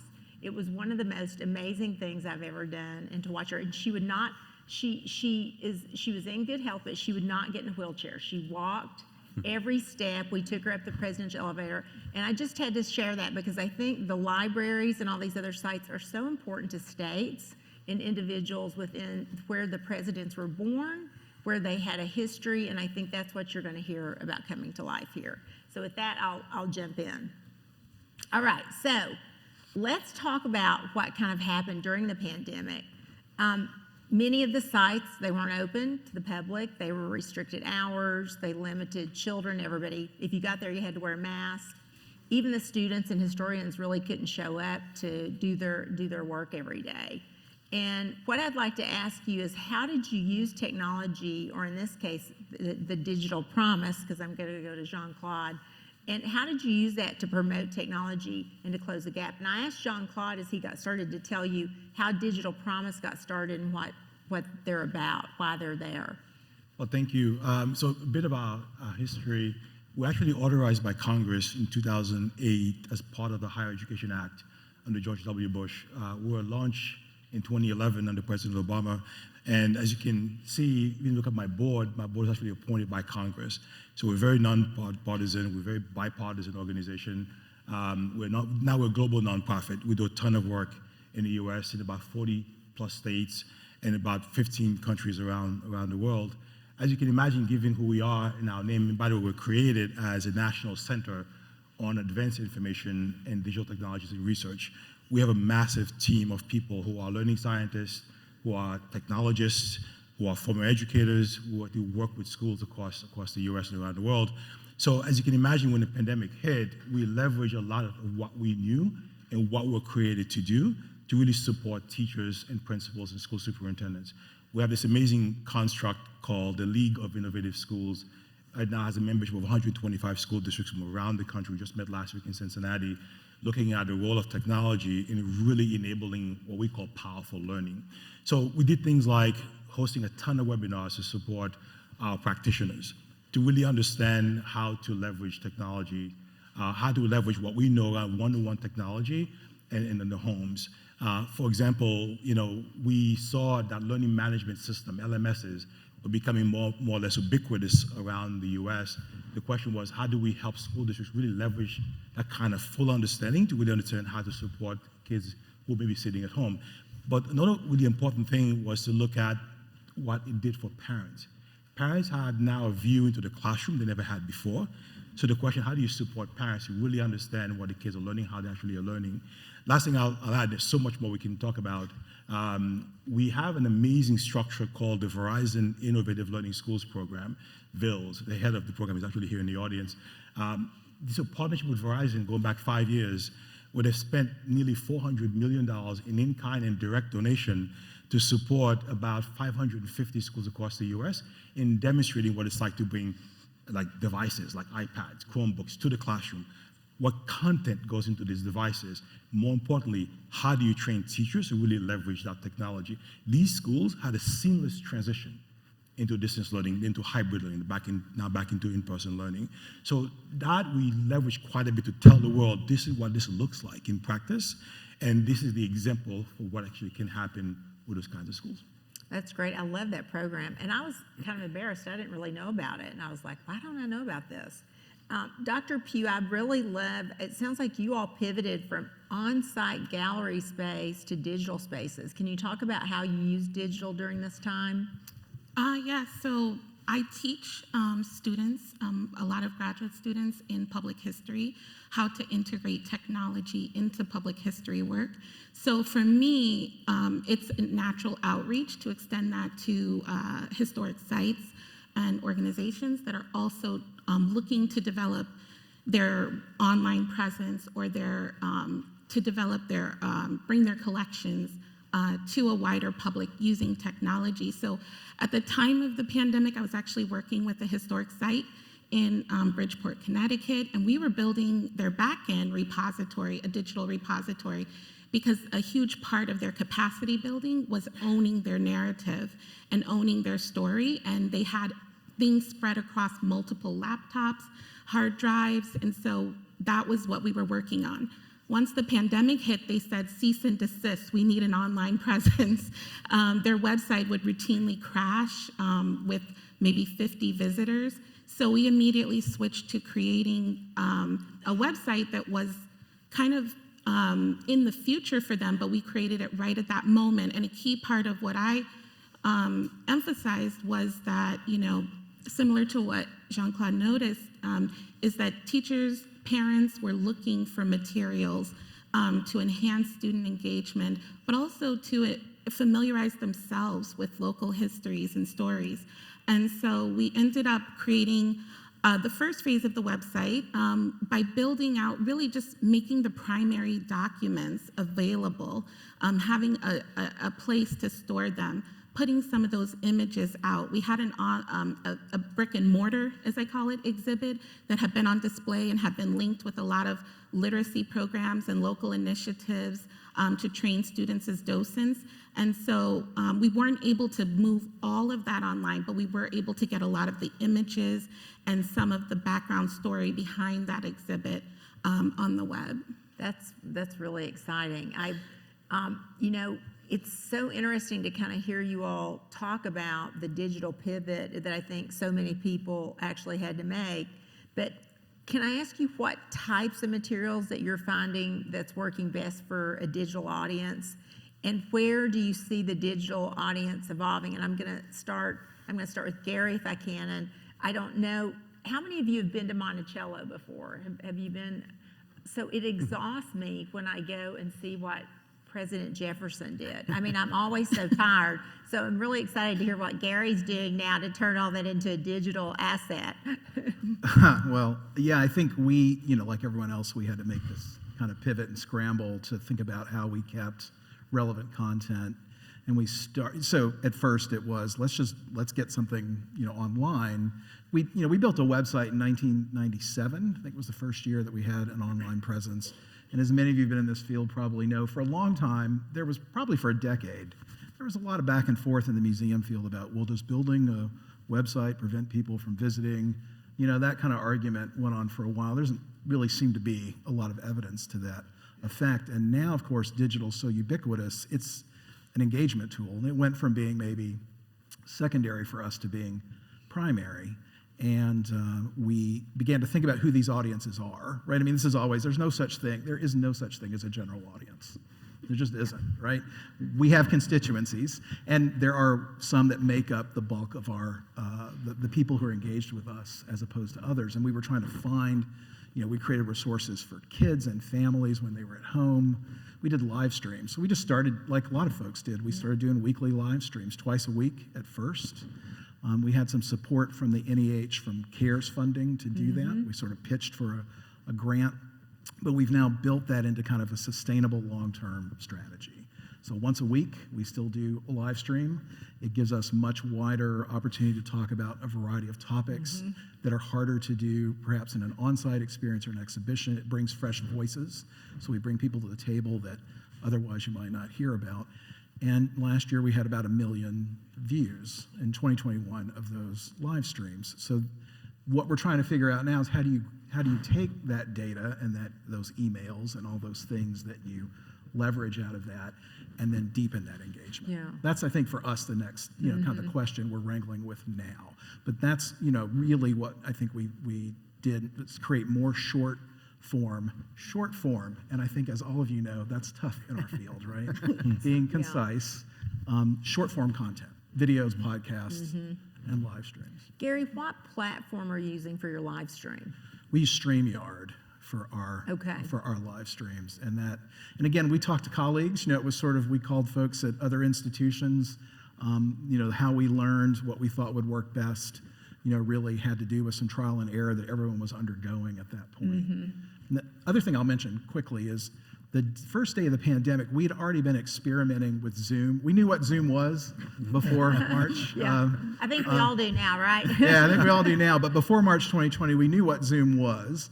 And we had been piloting a live virtual tour for school groups in February, sort of outdoors.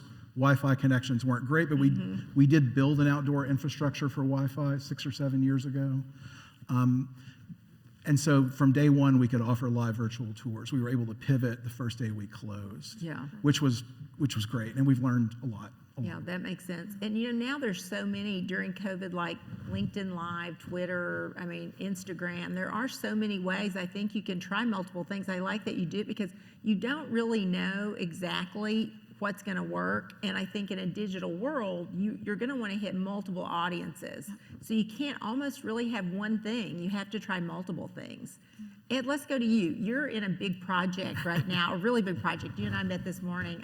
Again, President Roosevelt is another one. So admire. I think we should have a contest, like who got around more places and did more, Roosevelt or Jefferson? I think that would be a really great little thing we could do. How we have presidents, run at the Washington's Nationals. We have to have something. Yeah, only one gave a speech after getting shot. Appreciate that. So talk a little bit about what's your plan. How are you going to use the digital assets in your planning process? Well, Teresa, thank you so much. I just want to begin with gratitude to Stuart and Anita. Anita, I know you've been planning this event for 2 years, and we're all here and in person and live, so thank you. It's such a pleasure to be with you. The WHHA has been a tremendous supporter of the Theodore Roosevelt Presidential Library Project, which owes a debt of gratitude. Dr. Stacy Cordery is in the audience from Dickinson State University. Thank you to Dr. Cordery at DSU, who got this idea started about 10 years ago. And in the last 2 years, remarkably, during the pandemic, probably due to digital, we have really rocketed to where we are now on the cusp of acquiring the land on which the future site will be situated in the Badlands of western North Dakota. That happens next month. We will have a groundbreaking in June of 2023, and we will open, this is a perfect segue into lunch, on July 4th, 2026. Oh, wow. And what was interesting about the pandemic, and we're not pivoting to digital, we're born in digital. We're a digital native museum. And so from the start, I think, one, the association with DSU and the Theodore Roosevelt Center, they have done a remarkable job of digitizing 70,000 records from the archive of Theodore Roosevelt. And we helped facilitate a grant through the Rob and Melanie Walton Foundation of $10 million to the Theodore Roosevelt Center to continue that tremendous work and work in partnership with them.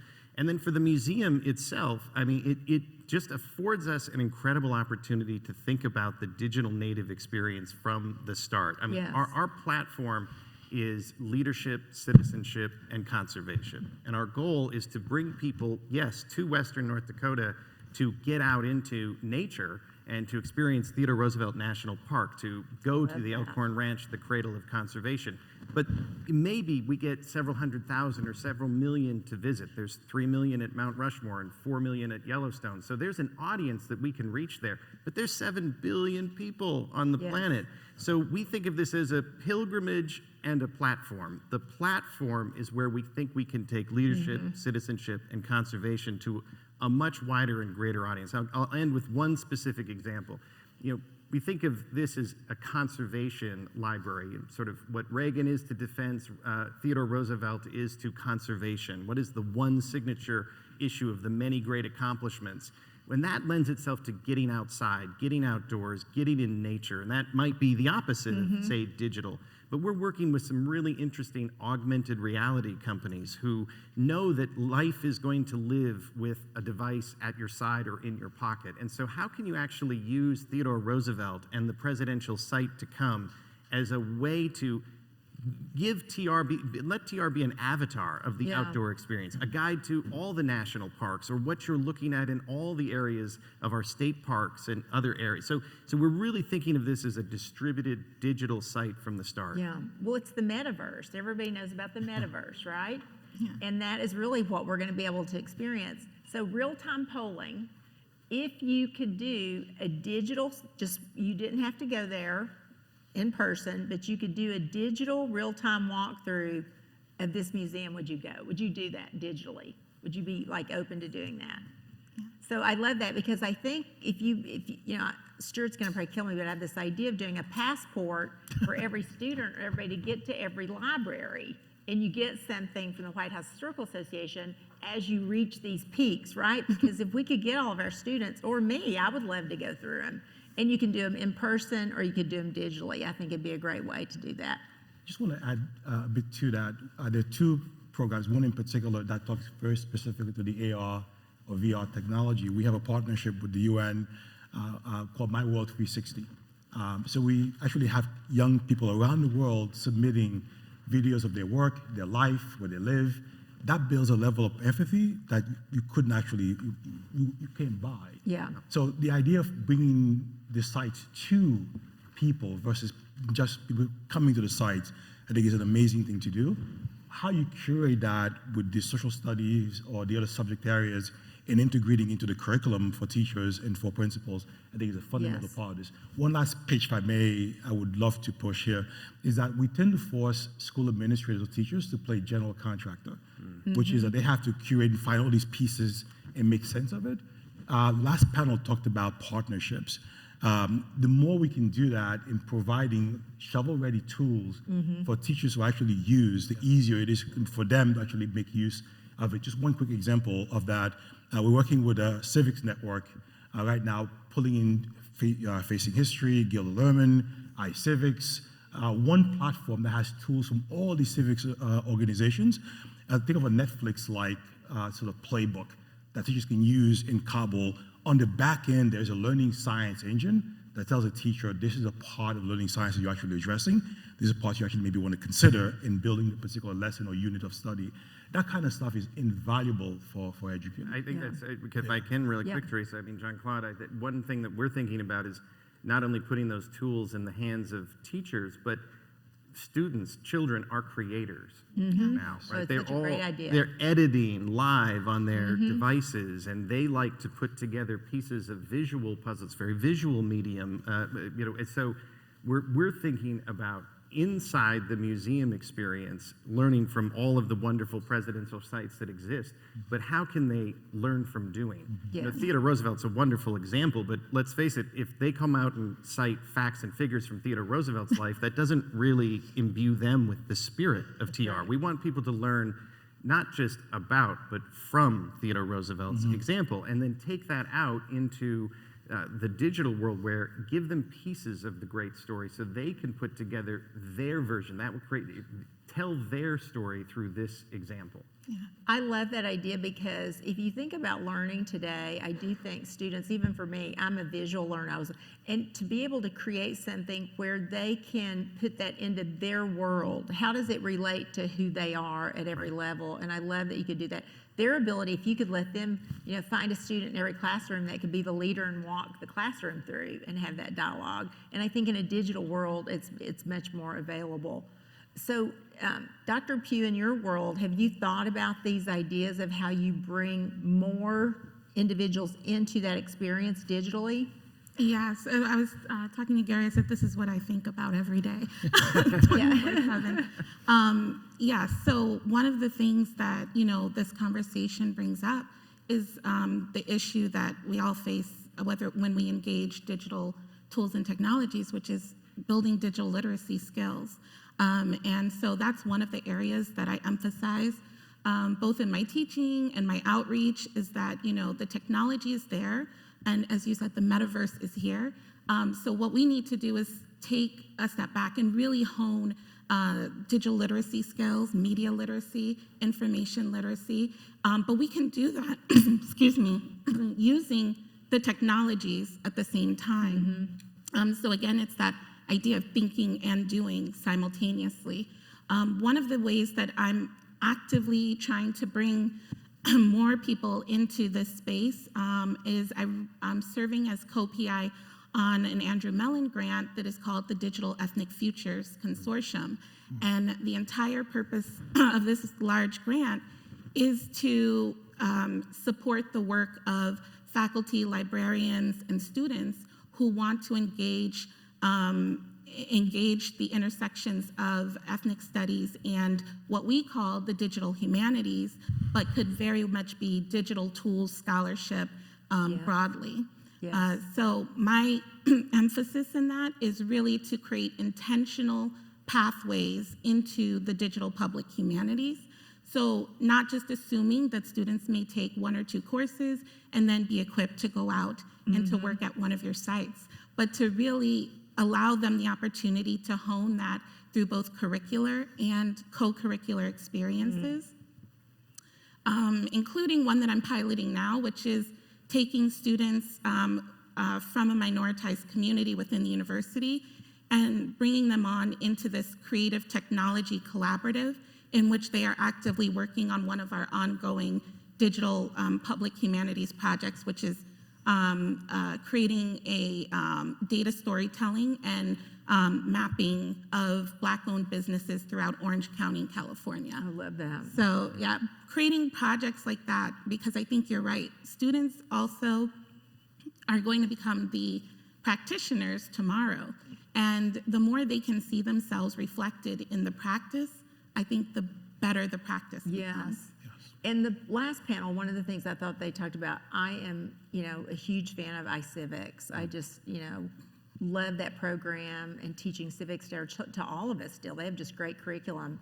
But if you consider that taking that kind of curriculum and making sure everybody understands their ability to participate in the democratic process and why that matters each and every individual, it changes the world. Well, I think it's also a matter of equity and representation. I mean, Dr. Pugh, it sounds your work is clearly advancing this, and what's been interesting about tackling Theodore Roosevelt 100 years after the president is gone from the earth is we have a philosophy that we will humanize, not lionize, TR.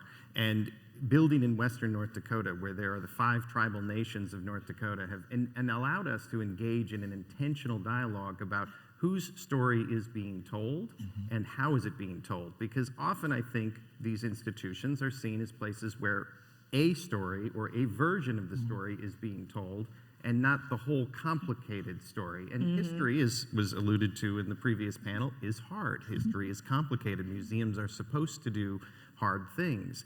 And I think what's been refreshing and really encouraging about our effort is that we then, with a historic figure, can engage in really complicated dialogues with communities who haven't been heard and allow them, through our work, to tell their story, not just ours. And we have complicated topics throughout our history that we have to take on. Slavery, the things that we've been doing, we have to take these topics on. And things change over time, and we have to address them head on in each and every one of these sites. And I want to jump into something for a moment, what can be the dark side of the technology world when you're trying to put these things up. So we have to worry about cybersecurity. We have to worry about protecting our data. We have to make sure that we're responding. And one of the questions that came from the audience last night was about how did you, with the former chiefs of staff, how did you deal with the press and the media.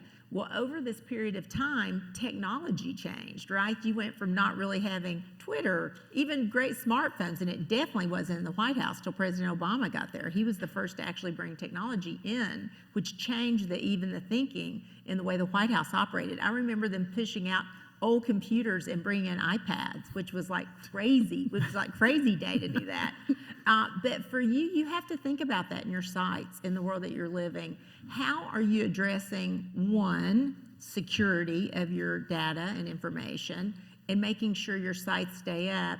And two, I'll say, how do you respond when there could be negative press, which is things that you'd have to do? Are you preparing for that? Can I start with you, Dr. Smith? Oh, yeah. Gary. Sure can.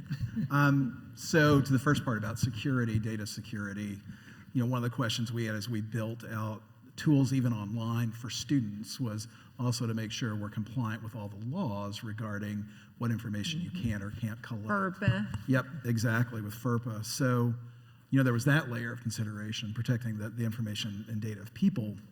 We also have ticketing database that has 150,000 transactions in it annually. It has to be secured, as well as the educational kind of assets. So we were hacked in 2017. So we had to deal with this problem firsthand. And so how have we done it? Well, one, you don't put all your eggs in one basket, right? So hosting services in different places that have different purposes with the appropriate degrees of security is an important part of that, and beefed up our IT team to, make sure that we have, we do penetration tests regularly on our website, things like that, to look for potential vulnerabilities. But then, how to handle media and press. So we're no stranger to controversy in terms of our interpretation of Jefferson and of Monticello. And before social media, it was kind of, there's one way you could do that. And since social media, there's, of course, very different ways to do that. You have to respond much faster, and you have to be prepared to engage directly on the platforms when necessary. To do that. I know everybody has that issue, right? And like how much we put out a statement this week about Ukraine, and we made the point that our investment committee of our board of trustees had adopted a motion to have the outsourced investment firm that manages our portfolio to divest itself of any assets of Russia or its satellites. I'll clap for that. Good job. Good job. So. We made it. We usually don't make statements about what our investment committee decides, what the board of trustees decides. Right. We did in this case. And immediately on Twitter, sort of you could just, like, when it went up, I just waited like 1, 2, 1,000, 2, so, done. clearly, and of course, then you have to decide whether you engage, and often you don't, but when you do, you have to work out in advance what you're prepared to say. And I think that's that, and just good kind of maintaining good media relations in the digital. I mean, that's always a good idea, right? But in a digital era, I think it's really incumbent. And these platforms give us a voice to talk to people we might not always have otherwise talked to, even if we don't necessarily agree with what's. That's right. Freedom of speech, we have it in our platforms now, go to all extremes. But I really am very impressed, by the way, with what you're doing and how because you do have to respond in nanoseconds if you're going to engage. Like if you let these things, it's the one big technology thing that most folks miss in your press and media. You have to engage or not. You got to decide, and then you got to have your response ready to go. And you need a team 24/7 to be doing this. And this is one of the big things that technology has changed the world in. Who else wants to respond? Well, I mean, let me just be the first to say, thank goodness Twitter did not exist during Theodore Roosevelt's age. we would not be building a presidential site. I think I would say two quick things. I mean, on fundraising, since we're a presidential site that is not yet in existence, we have had to think a lot about security relative to the very many ways that people want to donate now, from Venmo, PayPal to crypto. Yes. I mean, if you want to be successful in modern fundraising at a presidential site, or maybe in general, I think you have to be sort of prepared like a presidential campaign where Yes. you have bundlers who are probably bringing in the bulk of your actual fundraising. But if you don't have popular support, you're not a popular Yes. site. And so the means by which people can donate and the ease with which they can, and that has to be lockjaw secure. Yeah. Because that is their data, that is their financial information, and that is the trust that you are building with them as an organization. And I think in terms of the publicity side of it, again, 100 years after the president has left the earth, you have a opportunity, I think, to intentionally engage in a dialogue. We were the Theodore Roosevelt Presidential Library Foundation was asked by the Roosevelt family and the American Museum of Natural History to accept on a long-term loan the equestrian statue that has stood outside of AMNH for 80 years. Controversial. Not exactly the thing you want to do as you're raising funds for a new presidential site. But the reason that we did it is because, one, we could help facilitate a difficult conversation and remove it from a contentious place of public view. The composition is problematic. The context of where it was basically non-existent, and there was no consent on Central Park West in public view for people to decide whether they wanted to view the statue or not. We said we can intercede here and, one, remove it from that location, which was the decision of the city and of AMNH, and then go engage in an intentional dialogue with the 5 tribal nations, with Black Americans, to talk about potential recontextualization of a controversial object. Again, not necessarily, if you're going to go there, then be prepared to go the distance. Yes. Right? Do the hard work to have the dialogue and discussion that needs to be done. The spectrum of individuals you have to communicate with has really changed, and I think that's what you all are talking about, that you're not just talking to a board of trustees or the individuals, you're now talking to not just your nation, but the world who has opinions on this, and we all have to think on an almost global scale. So let me ask you on kind of going back to the topic of securing your data and really making sure.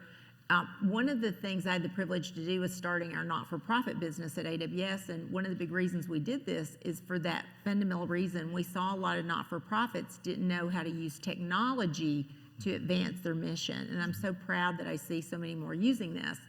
But when it comes to talent, one of the things that I always heard is we just can't get talent. It is so hard. And by the way, that's everywhere now, but can you talk a little bit about how you're approaching the tech talent to be able to keep up? So, who would like to start? Yeah, I'm happy to. Okay. Also had something to say. With Verizon, you got Verizon, they're tech. Well, it doesn't pay the salaries of these tech folks who are very expensive. I live in Northern California, so I see all the high salaries being paid to tech folks. As you can imagine, we hire a ton of PhDs, computer science, etc. And at times hard to keep these individuals. We can't match the salaries of a Google or a Facebook when it comes to engineers. The few things we found so far has been helpful. One is because we're national, folks can live almost anywhere in the continental US of A. That allows us to keep people. And so you can live Texas, Kansas, wherever you want to live, as long as you come to DC twice a year, for example. That seems to really have worked. The other one is we find really helpful is the social mission of the organization. A lot of young people want to take the hill. They want to do social good. So if you filter for that, it tends to work. Last thing we do is actually live at Stanford and MIT, these places, recruiting graduate students who are coming out. Sometimes the first great job they have is with us. They'll give us 3 to 4 years, we'll take it. Then they'll go on and make a ton of money someplace else. Often they'll come back, frankly, to a digital promise, because again, that social sort of construct calls them back to the work. But again, finding young people, we have a ton of them, again, a bunch of PhDs, all technologists really want to come and do social good. That seems to work fine. I love that. Dr. P, what have you found? So actually, just to piggyback off of that, I think my approach is, because I'm in the setting where we're training people to go and find these jobs, has really been, one, to train humanities students, those who are already invested and interested in looking at these humanistic questions that our historic sites provide with tech skills, which is an oxymoron to some of them, because they're like, whoa, why are we learning Python? And I have to kind of say, well, you don't have to learn it in and out like a data scientist would, but you got to learn enough to be able to work with a data scientist in the future. And I think that's where I'm coming in with, I think we can do better in our institutions of higher learning, creating really multidisciplinary opportunities for students in the humanities to connect with students in the STEM fields and in computer science and engineering, so that when they come out of these programs, the humanities students are already thinking, how can I use technology in new and exciting ways to advance a particular mission? Yeah. And then the STEM students are thinking at the same time, how can I apply my skills towards these types of programs like Digital Promise, or even to working on a project at your site. And I think I just was having a meeting earlier this week with one of our computer science faculty, and he and I were trying to put our heads together to think of how we can create a course and maybe a data camp. But he was saying this exact thing. He said, I can train students on the technology, but you have the stories that make it matter. And if we can put those together, then we can really do something amazing. And so that has been the approach. And if I can go one little tangent, I will say, I think tapping into regional comprehensive universities, not just because I work at one, but they, the majority of college students in the United States attend regional comprehensive universities. Right. And they're not necessarily getting the same access to whether it's digital humanities, opportunities to engage in digital scholarship. And that's one of the reasons why we are pushing this Digital Ethnic Futures Consortium, because we're missing an entire potential talent pool. And we really need to kind of create opportunities and pathways through which they can develop skills and then also use those once they leave. I love what you said is something I really haven't heard before, which is tying together two really important things. One is the digital skills they need to learn, but two is tying it to mission, doing it at the same time, like do it in real time, because they're learning the skills. They have to go learn the technical skills. It can be short or long depending on what you're doing, but then tie it into real solutions. And I do find today that they want, for me, I didn't want to just code a blue button. I wanted to know you're coding for purpose. So you're actually teaching them purpose. Gary, what are you doing? You just said, I heard you say earlier, you hired more people, you beefed up your security. What about your talent pool? I think in some ways the question about talent is also true for people, I think for burgeoning kind of professionals in the museum field. They want your mission and your vision and your values to really align with something important that they share. And I think so for us, more generally, we're in the process now of looking at how we articulate these better. How do we talk about what our, not just our mission, I mean, everybody has a mission statement, they can usually trot it out, and vision as well, but values. What are our core values? And I think the more, the better we align those to say this history is worth, this inclusive history is worth knowing, because it helps us understand not just who we were, but who we need to be, what we can become, what we aspire to be together. And so I think, that's a, kind of conceptual idea about that.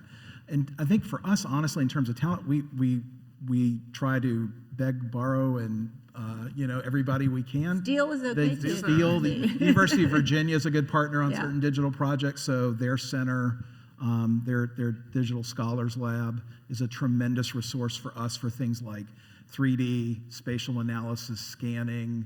We've created 3D objects. One of the most compelling objects, personally for me at Monticello, doesn't have anything to do with Jefferson, actually. It's a piece of chinking that was archaeologically excavated long ago, I think in the 80s.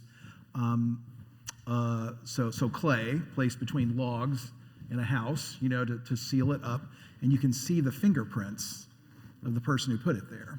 Wow. right? And that's been exhibited, but we have 3D, we've made 3D models of this, for example, to use in exhibition so that the original doesn't have to be. And you wouldn't know it, I mean, unless you could compare, by touching the objects. So for certain things like that, having partners who, particularly in academia, I think is really helpful. But honestly, for us, we're still pretty small scale. Yeah. We're not, I mean, this is a question we still, I don't think, beyond finding those partners, we had to develop a lot of it in-house. Mm-hmm. So I created the first manager of digital learning at Monticello, and the position in 2014, and that took a while, and that was from someone who had worked within the museum for a long time, who had some relevant background. But the idea of teaching everybody Python, I love, or being conversant. It's kind of like, if you've ever done any work building a house, like, I don't know if you've ever done any work remodeling, it's a lot easier to have a conversation with a contractor if you know a little bit about what they're doing, even if you can't do it yourself. Yeah, yeah. And so I love that idea, something I think we have to explore more. When I was at AWS, I made every individual in my org, I had 10,000 people, I made them all take the first cloud computing course and pass it. Even my executive assistant had to do it. And so many of them came back to me and said, oh my gosh, I'm so glad I did this. Because even with the basic course, your job, you could move up the scale like $20,000 in salary, just the first basic course of cloud computing tech. So tell me what you're doing in a net new site. Well, I think this is the single biggest opportunity for presidential sites, tech talent, digital future. I mean, you've all said it so eloquently, I won't repeat it. Learn the past, know the future. The social, we're living through the great resignation, right? People are voluntarily leaving their jobs to go to more fulfilling fields. That is obviously an advantage for these organizations. But we also have a philosophy at the TR Library that nonprofit is a tax status, not a business plan. You're here. So, yeah. So we are developing a content studio, and which I think is highly unusual for a presidential library at its outset. The content studio is working with partners in augmented reality, virtual reality, talking about doing film and television, looking at digital platforms and different ways of bringing in revenue to the organization, spreading the message of the organization, and not always requiring everybody to visit the actual site to be a part of the TR Library, and building those in from the beginning, and it's not too late if they already exist, does give us, I think, an advantage because, really, I said earlier, maybe what the Reagan Library is to defense, the TR Library will be to conservation and sustainability. Right. One of the aspirations of our library is to be the most sustainable museum in North America and potentially one of the most sustainable in the world. We're in Western North Dakota. We're second only to the state we are in is the world's leading energy production.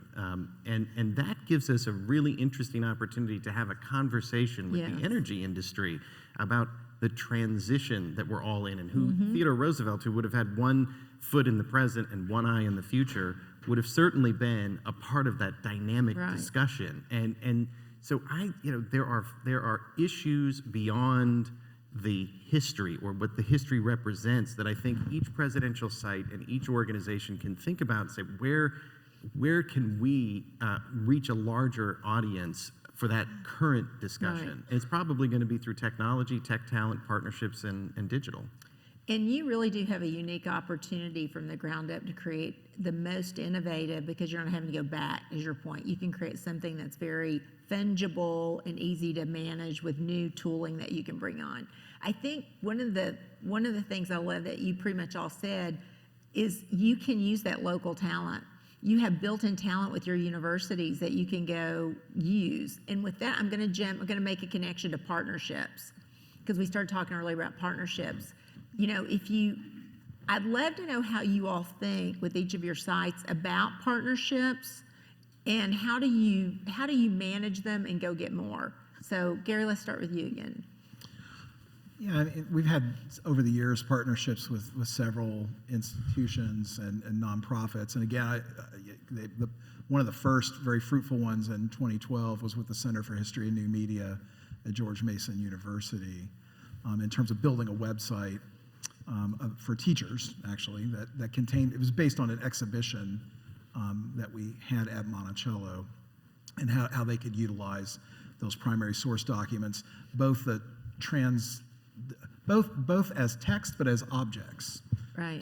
So, you know, those kind of partnerships come through the networking that happens, you know, in the field.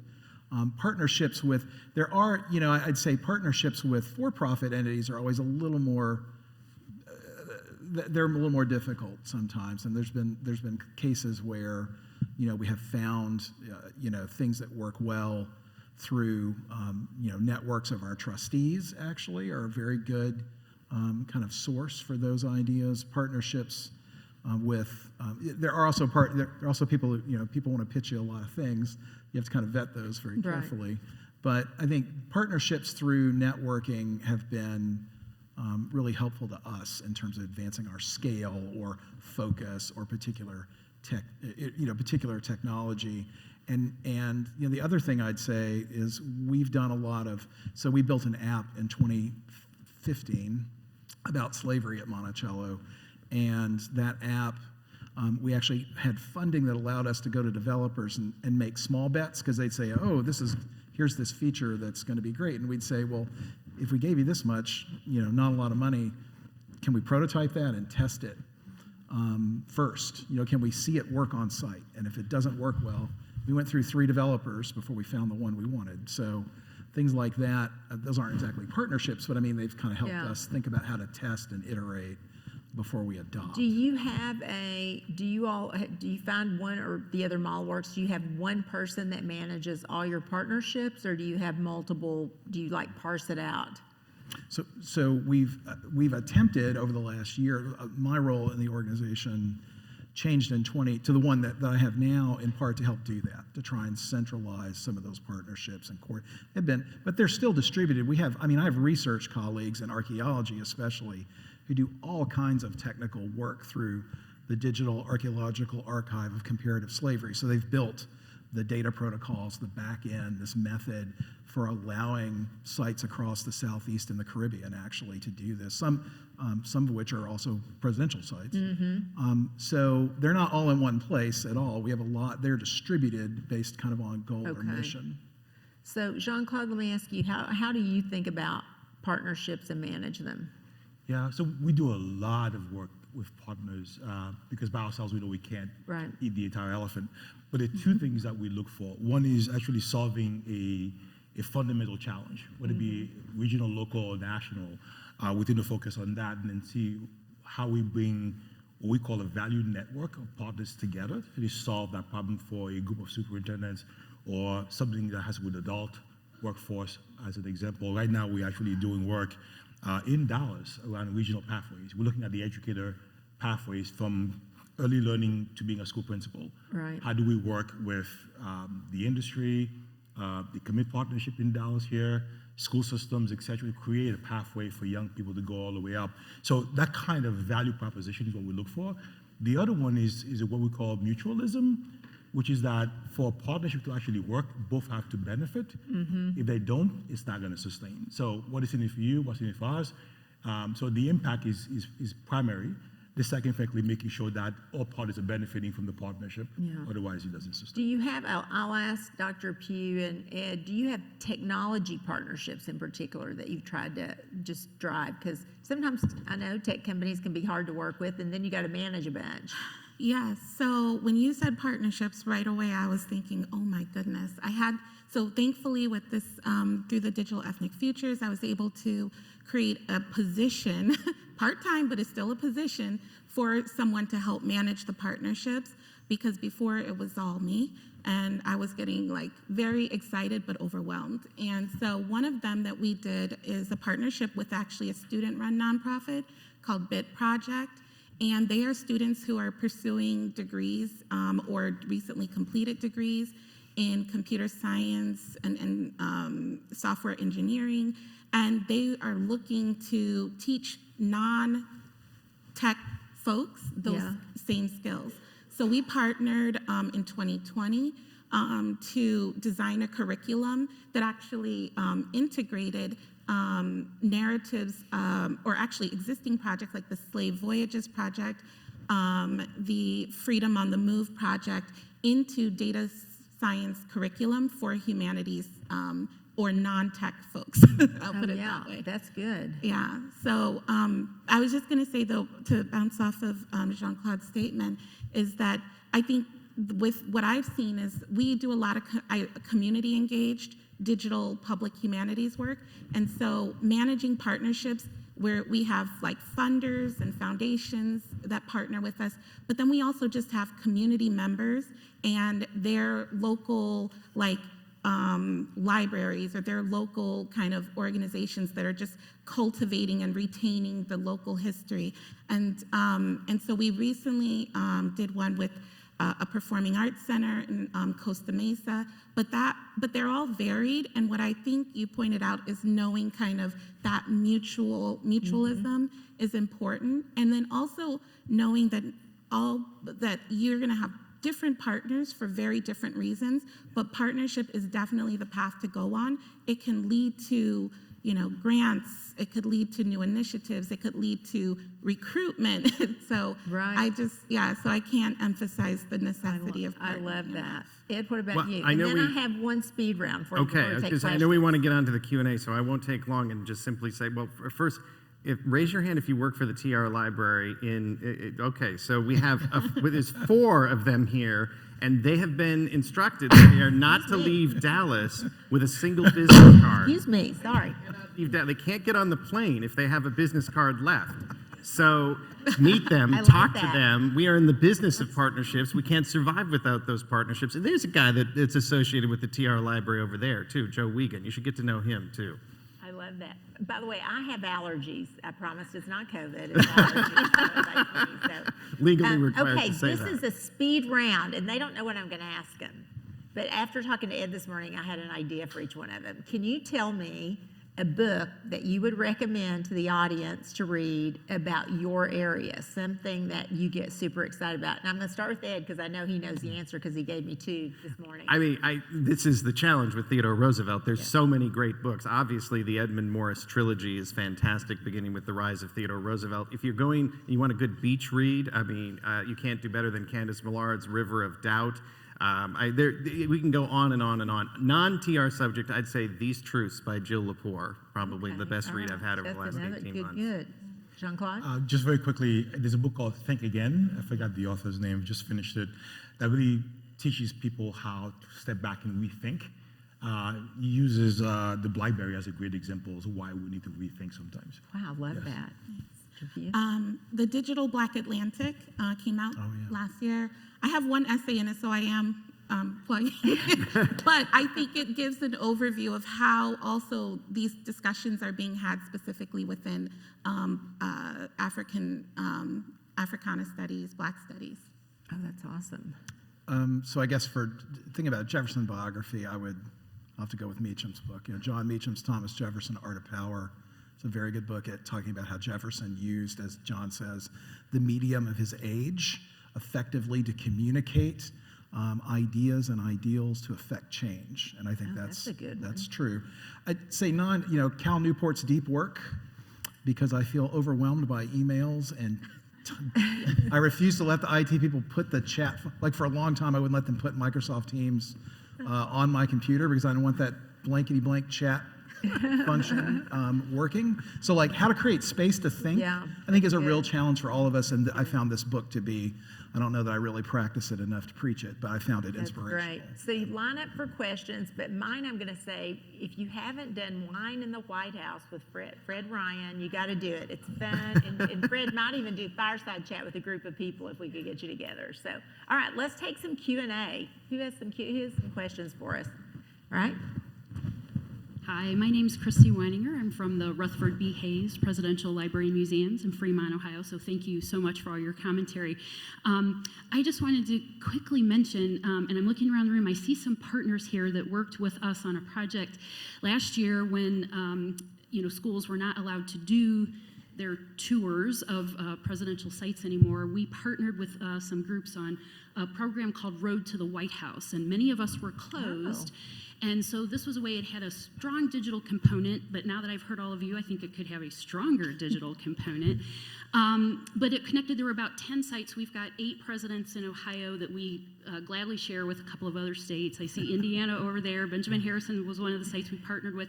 Jenny there with First Ladies. And I don't know if any of my other Ohio compatriots are here that were part of that project. But we deliberately called it not Ohio's Road to the White House because we wanted this to be a test case and enlarge it to include some other presidential sites, not only because of COVID, but we want it to have life beyond that. We think this is a great way to connect some of our sites. And during the planning for that, we came up with the idea there's a program called The Leader in Me, which is 8 leadership habits. It's based on the 8 habits of highly effective people, which you may be familiar with. So it became more than a passport program. That's what we wanted it to be, more than a passport program. It had some real meat and content to it. So this is partially, I do have a question. Yes, we gotta go. I'm I'm here. sorry. I know. We gotta- But my point is also PR, because we would love to have a couple of you or all of you eventually be part of this project. But knowing that that's how we're connecting to each other, do you have some recommendations on a platform or some digital aspects that we can incorporate into this kind of a program? Thank you. I would say start with, there's a great platform called Composer, and I can maybe share offline more about that. It's that Netflix kind of digital piece that brings a lot of, especially civics content, into one place for teachers to actually access. It's a place where you can put, for example, all the tools and solutions you have, and it shouldn't cost you any money whatsoever. It's called Composer. Yes. Anybody else? Any other thoughts on the platform? If not, grab them afterwards, and I've got a couple of thoughts for you too. Thank you for that. Next.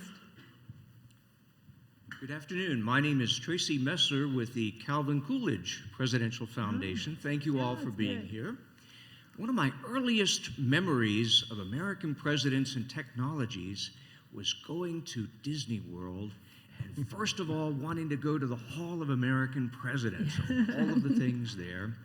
And true to form, when I went to the Hall of Presidents, Mr. Coolidge was there, and in true character, remained silent.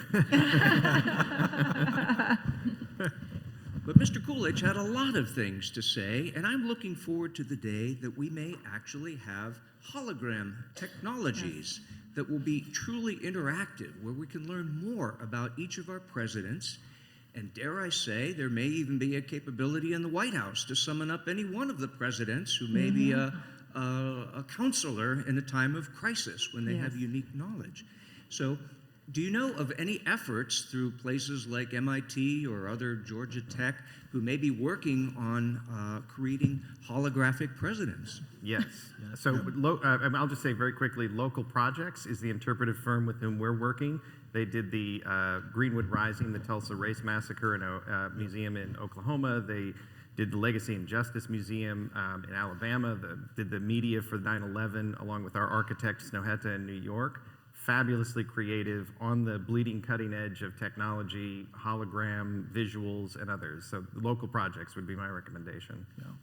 There's a lot going on. I mean, the whole concept of augmented reality, I think, is getting there. So these folks can curate any content, frankly, and it's this idea of really making history alive and rich, especially for young people. So it's not, as the last panel pushed, boring, but really exciting to actually engage. So there's a lot of work going on. It's a matter of pushing some of these folks to create the content you're looking for. I just, and I'm blanking on the company name, but the platform is going to be called Reach, and it's produced through Noni de la Peña, who is considered the godmother of VR. And basically, her company is designing this platform so that people without a computer science or engineering background can create augmented and VR kind of environments. So that, I think they're accepting people for beta testing right now. And I would say one of our big goals with the White House Historical Association Council on History is to continue to have an augmented reality world. I'd love to be able to, for people to be able to go through the White House in an augmented way, and presidents actually kind of walk out, to your point, and say, did you know this happened or this happened?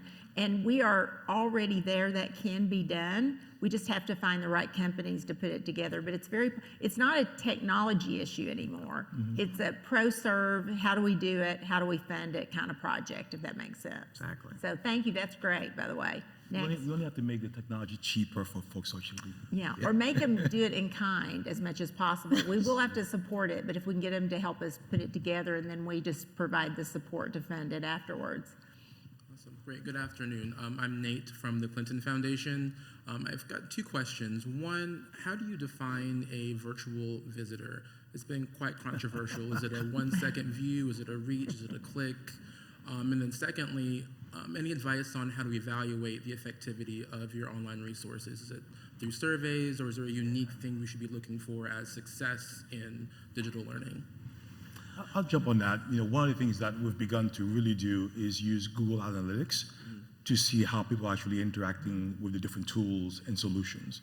We have a great platform called Learner Variability Navigator. We get about 11,000 educator hits a month, and we're finding it coming from South Africa, from Australia, from the Philippines. But to your point, we're trying to see it is spending 3 minutes, 20 minutes, 4 seconds, and why is that actually happening? So we can actually modify the experience to engage people better. So right now, it's all the analytics. We can't ask those folks yet because, again, the privacy issues, we can't go and ask.